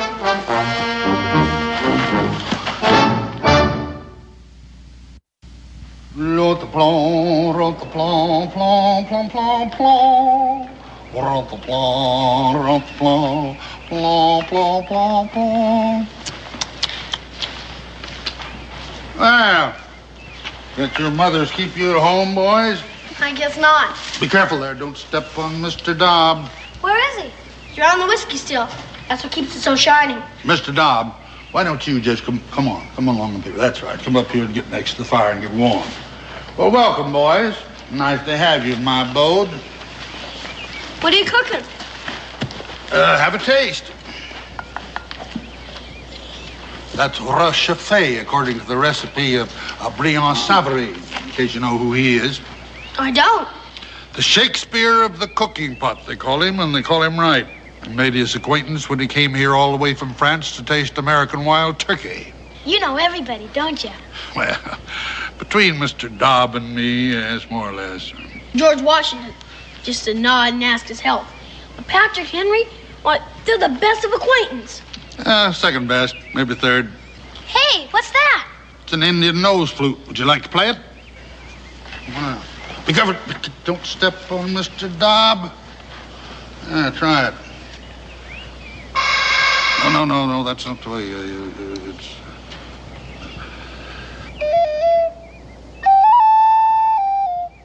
It's an acquired taste unless you were Indian born, which you were not. Here's something a little more fitting for your education. Play the one about our Polly. What's up, Mr. Dobb? Mr. Dobb says if I continue to scandalize you young'un with unrespectable singing, that he may have to consume some of your elders to save my careless neck. No, I'll sing an ancient song in honor of Mr. Dobb. But of course you deserve it. He's modest withal.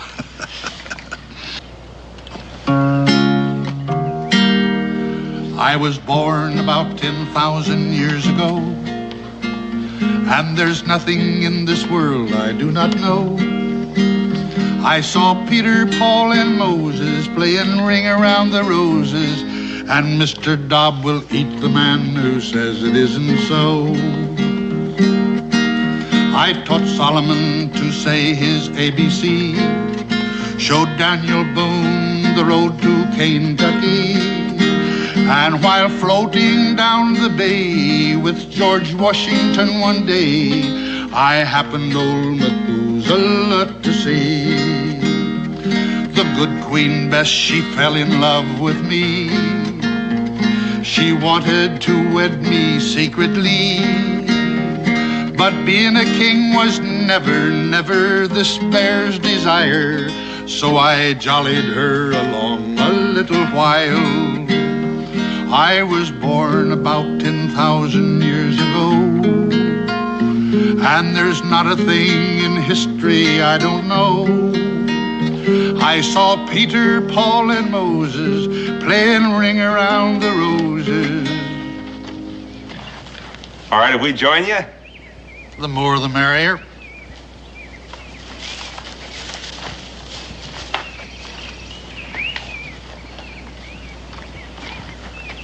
All this stuff magic? Well, there's a lot of magic in everything, even being alive. What'd I tell you? Something I can do for you? Well, now, maybe you can and maybe you can't. It's private. We're Predator Beasley's helper-outers. Well, the fact is, Brother S is getting himself married. To the widow Jones. No, she's not officially a widow yet, is she? Close enough for getting wooed. Well, if she says so, I guess it's all right. Well, there, see now. There you put your finger on the rub. Oh, you mean she says no? Well, she don't quite know our intentions yet in full. She throwed me out when I smooched her. There ain't nothing funny in that. She played hob with our Sunday coat.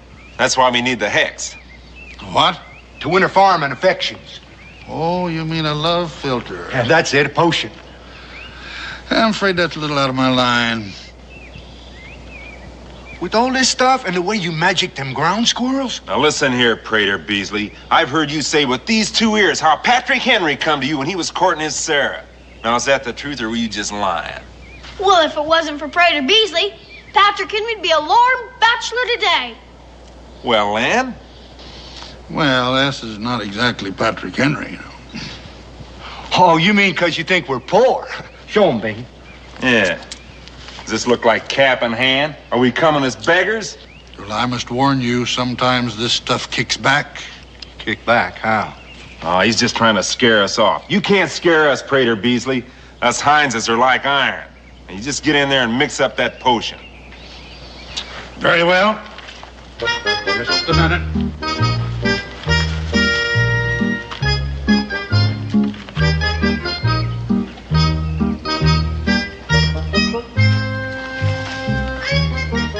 Look at all that stuff.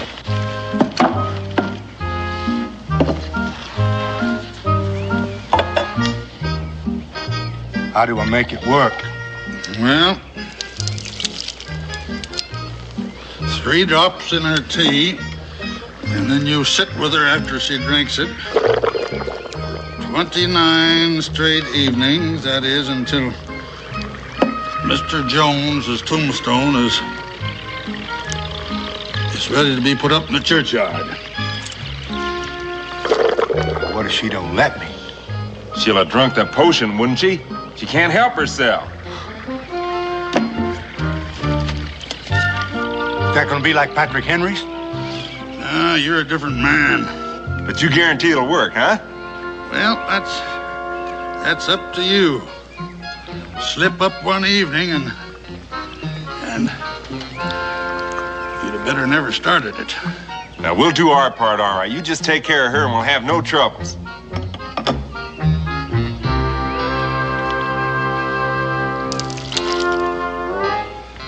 Be very careful with it.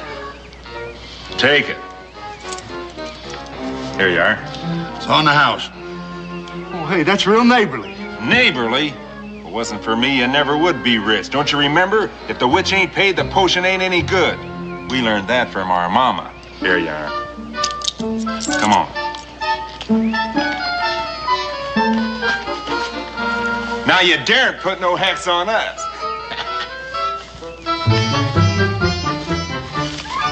Do you think that'll really work? Well, I'll tell you, Israel.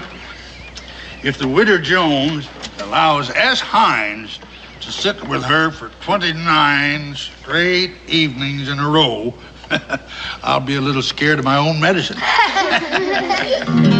Then I said Queen Bess goodbye, no matter how you curse and cry.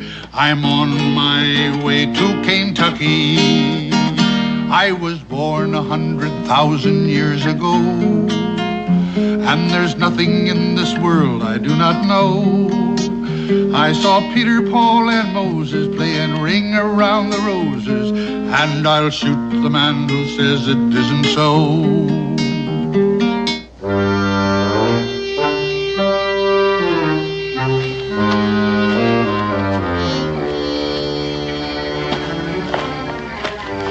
Put that in your pocket. You want her to see it? How do I get it into her teapot? When she ain't looking. What do I say to her this time? We'll spy out her temper.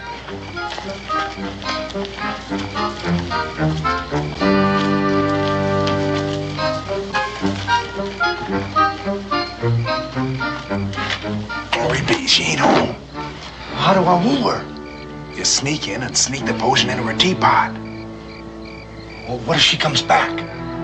I'll give you a signal, and you flip out the window before she comes in the door. Now go on, I'm watching out for you.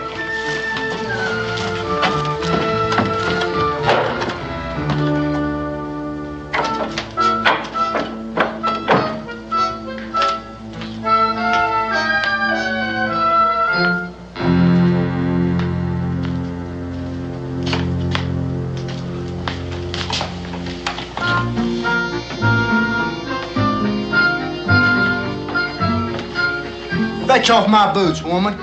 Get me a mug of cider from the keg. Yes, is she coming? Hurry up with that potion.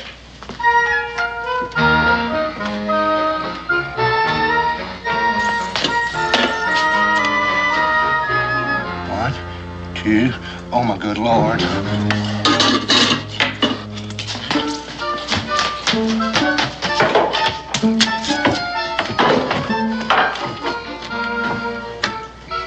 Got to flip out the window. I didn't even signal you. Just in the nick of time.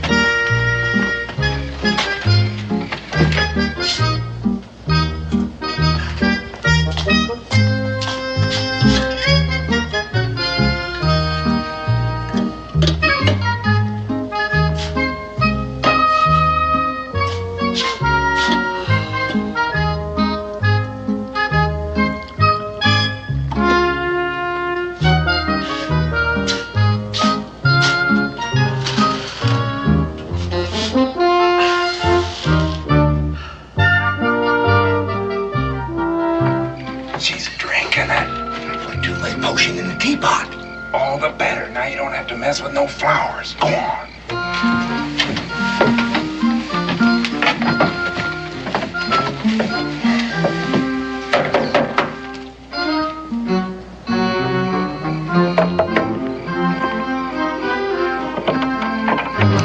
You! No. Come on in.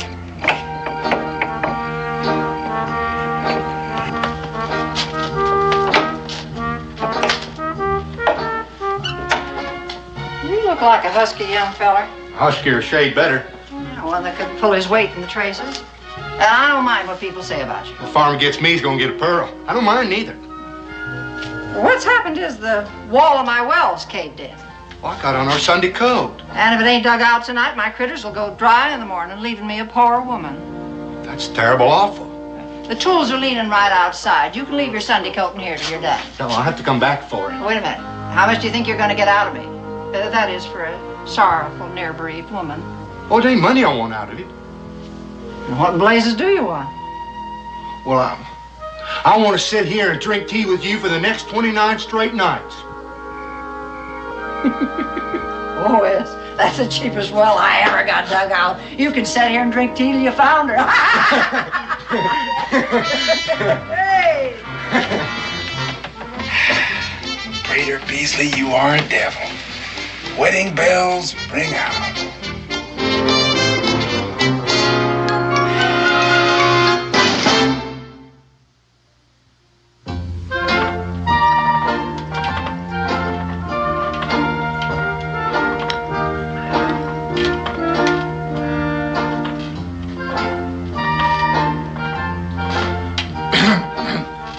What was that?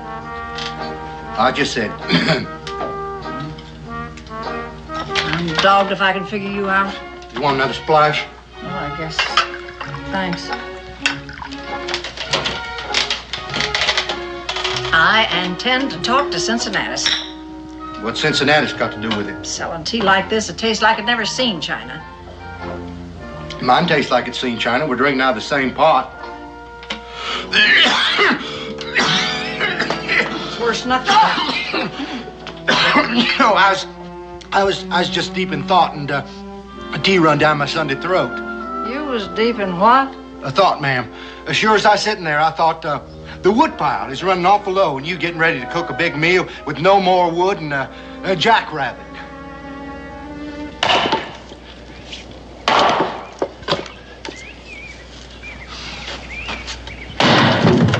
Hey, watch where you're throwing our wood, will you? Brother Bingin, I'm worried.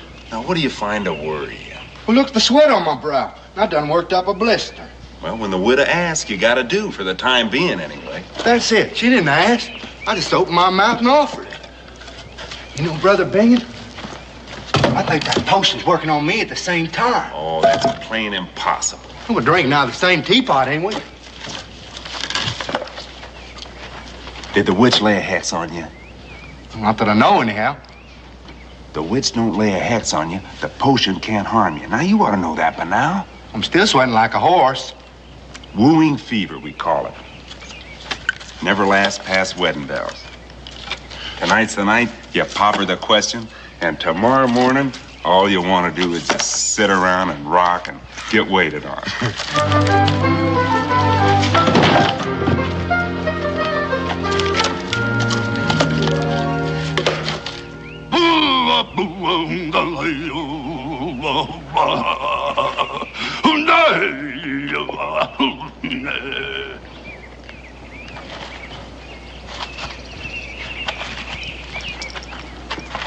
Flower of the dogwood, sing to my nostrils.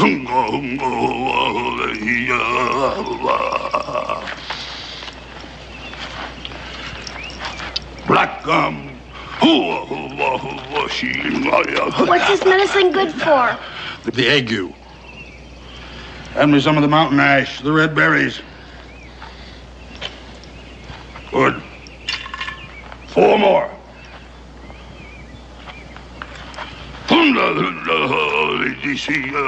Red like the fire.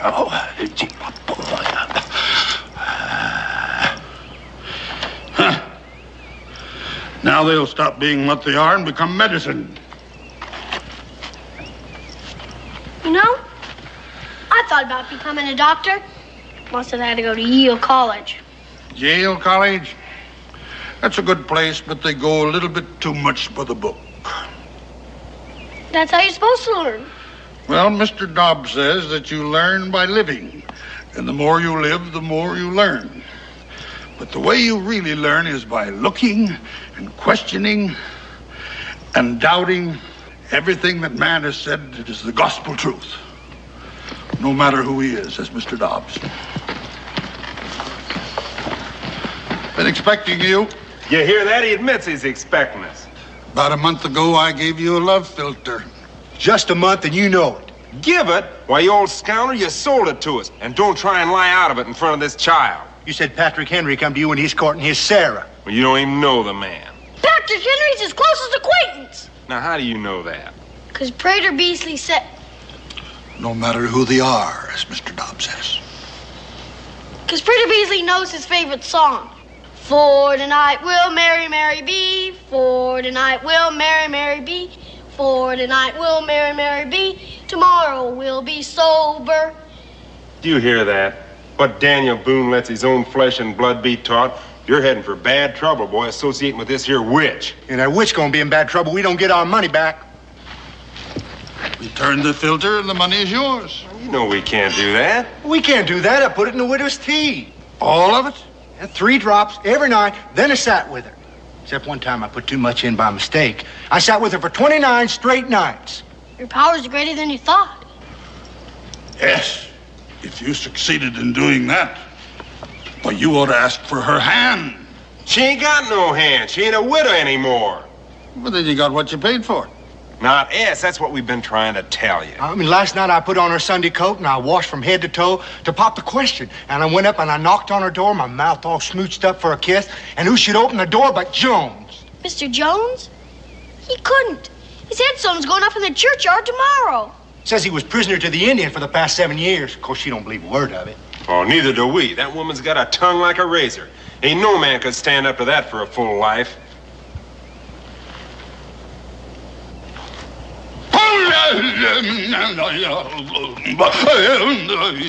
There's nae luck about the house, says Sister Jones-a-wa. There's nae luck about the house with Mr. Jones-a-wa. No luck when he's gone. What do you mean by that? That, as Israel puts it, my powers are greater than I thought. I compounded a filter that brought a man from the grave back to life. What's that, Mr. Dobb? Oh, Mr. Dobb. He likens me to the prophet Elijah, restoring the widow's son to life. Jones wasn't dead. Well, even if he was, it was our money. Well, why don't you collect from him? What, from Jones? Yeah, you said he reaped the benefits. Well, yeah, come to think of it, he went out. Ain't it enough he hexed us? Don't let him twist your mind as well. Now, look here. I was a share in that fortune, and I'm holding you responsible. And Boonesboro's got a magistrate these days. Now, what good's that gonna do us? Old Cincinnatus wouldn't even hail him up for Mrs. Grace. Ending a plague of ground squirrels is not against the law. Yeah, but cheating is.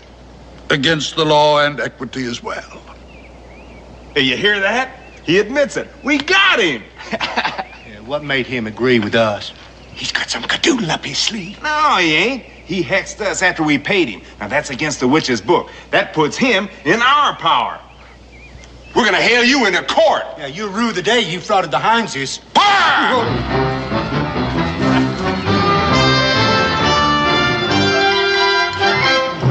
You gave them the idea. Well, that's why we fought the revolution.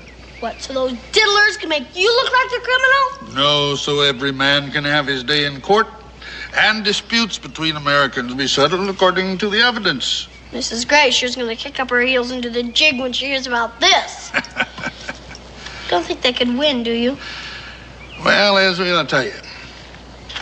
Mr. Dobb remembers Socrates sentenced to the hemlock, and Solon the lawgiver being kicked out of Athens into exile, to say nothing of some latter-day events which would embarrass me to mention.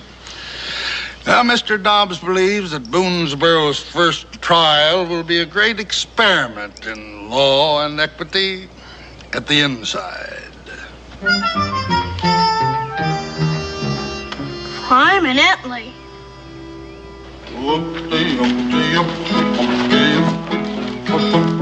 There was an old sow, she lived in the sky, and 3 little piggies had she. She waddled around going oink, oink, oink. And Profane music at a time like this. Don't bite him, Mr. Dobbs, not on the first day of court. Don't worry, Mr. Hines. Justice will triumph. I wish I could be sure of that, Mrs. Grace. He'll get his comeuppance. Come on!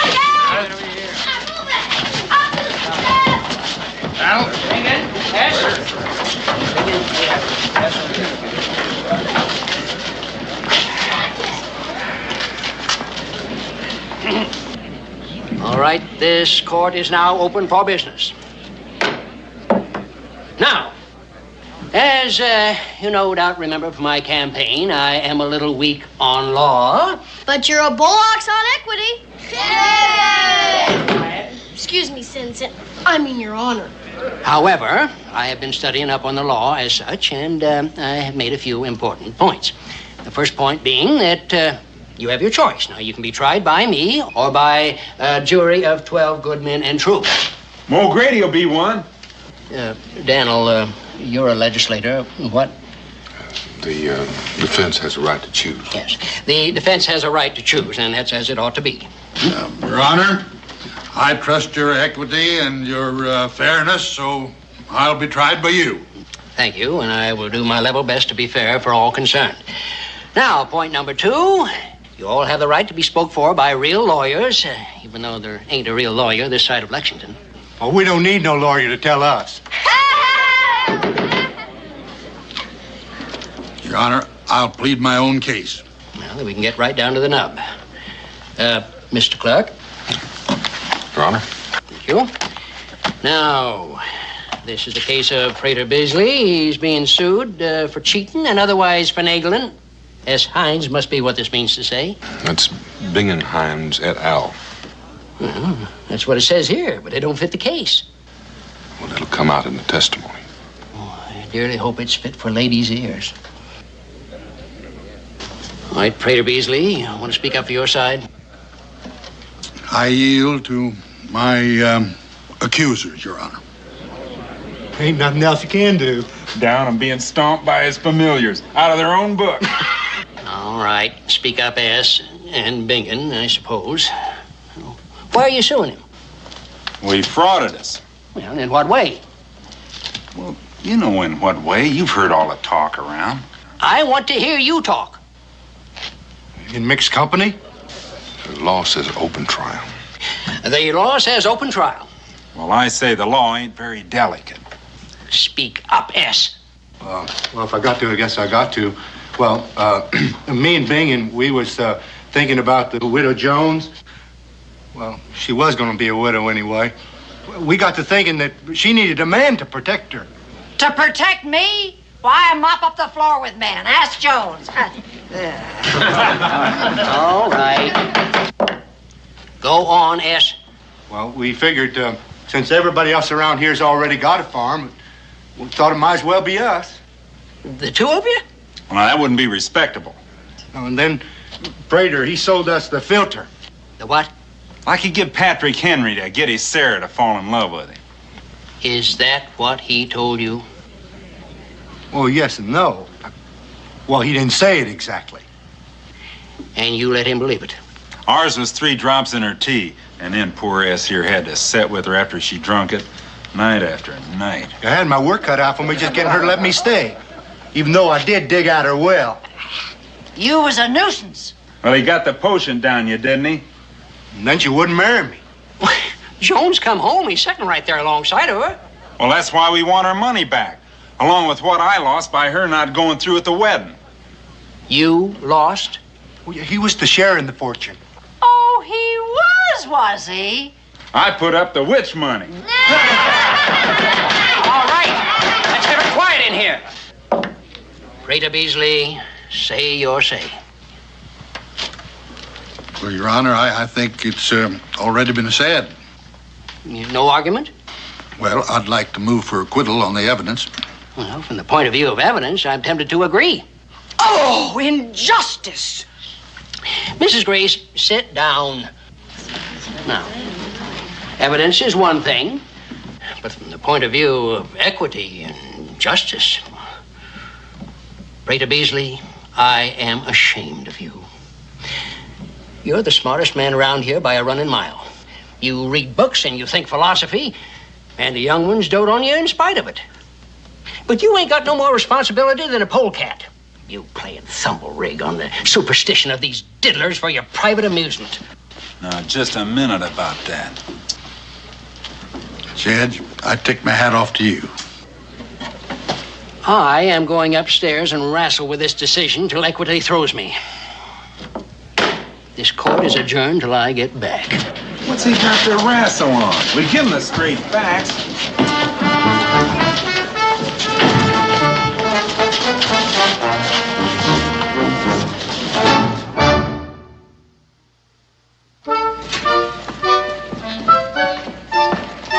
I thought we had the case won when he admitted we had equity.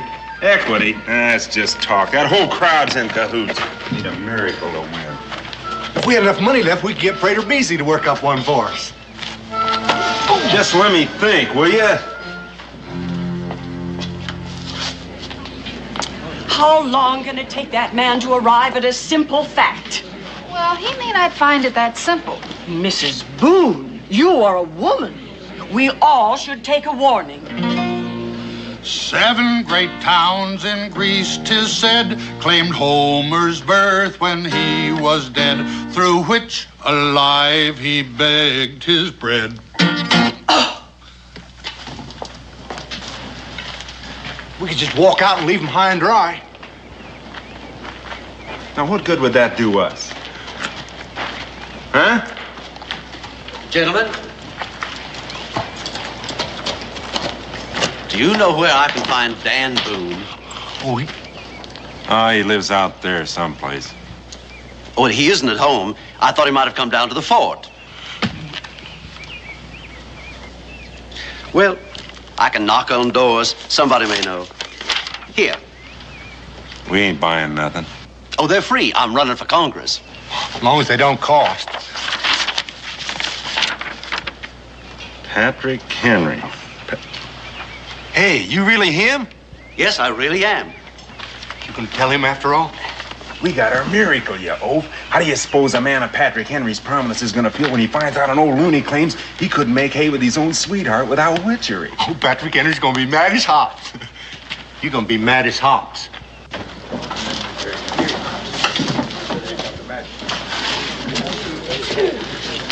I am done wrestling with my decision, and I half wish I'd lost. Justice does triumph. Oh, thy will be done. Pop, just like Socrates, the great Athens. Well, not quite, son. Why don't you go there and sit down next to your mom? Sure. The Hineses are not yet in court, Your Honor. Thank you, Mr. Clark.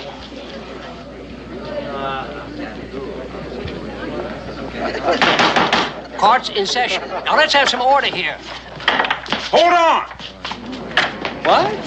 Hold back your decision. We got ourselves a new witness. His word's better than his bond. That this here polecat frauded and diddled just like he done us. Sit down. Done for and finished, ain't you? And your in cahoots can't stop it anymore. Sit down and be decorous.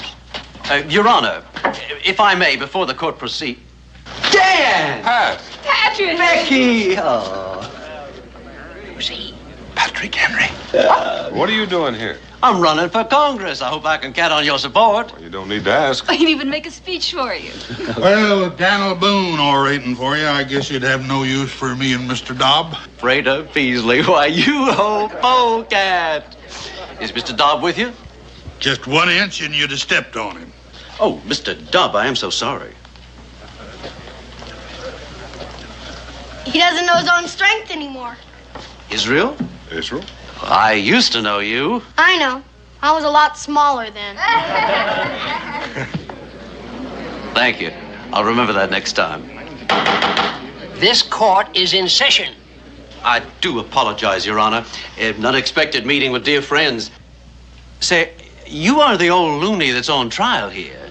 I am that self-same old loony. Your Honor, Prater Beasley has not engaged me as his counsel, nor would I expect him to, but as a friend of court. Now, hold on. What kind of friend is that? Amicus curiae. Your Honor, may I speak? Go ahead. I'm as curious as anybody else. Your Honor, if not for Prater Beasley here, I'd be a lorn bachelor today. That means he didn't diddle them.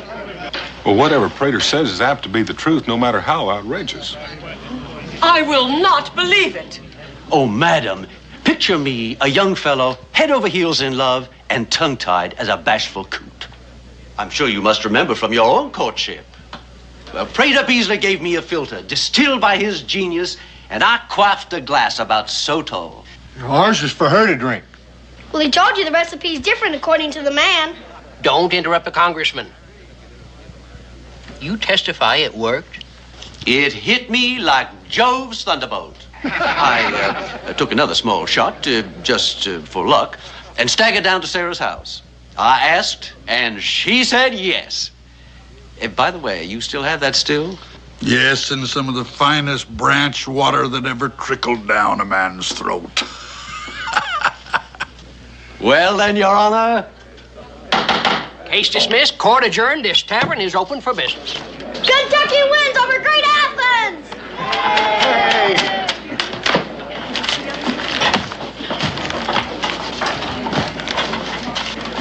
Is that Mr. Dobb? Mr. Dobbs suggests that a drop of the hemlock can be salutary to the continued morals of the body politic. He hopes you're right about Kentucky, but he's not sure. Well, how about some of that branch water?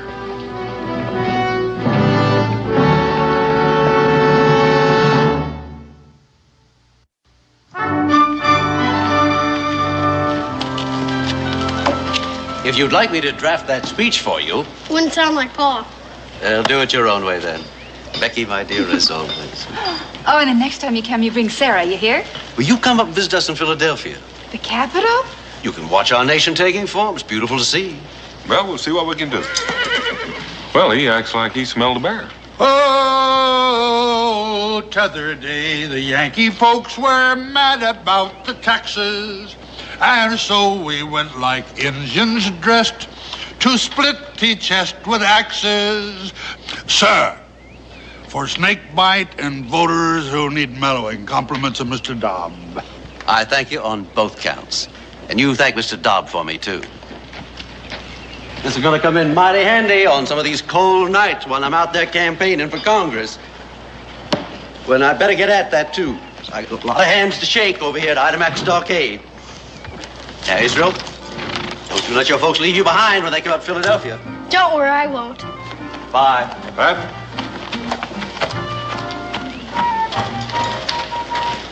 You know, I'm thinking about being a congressman instead of a doctor.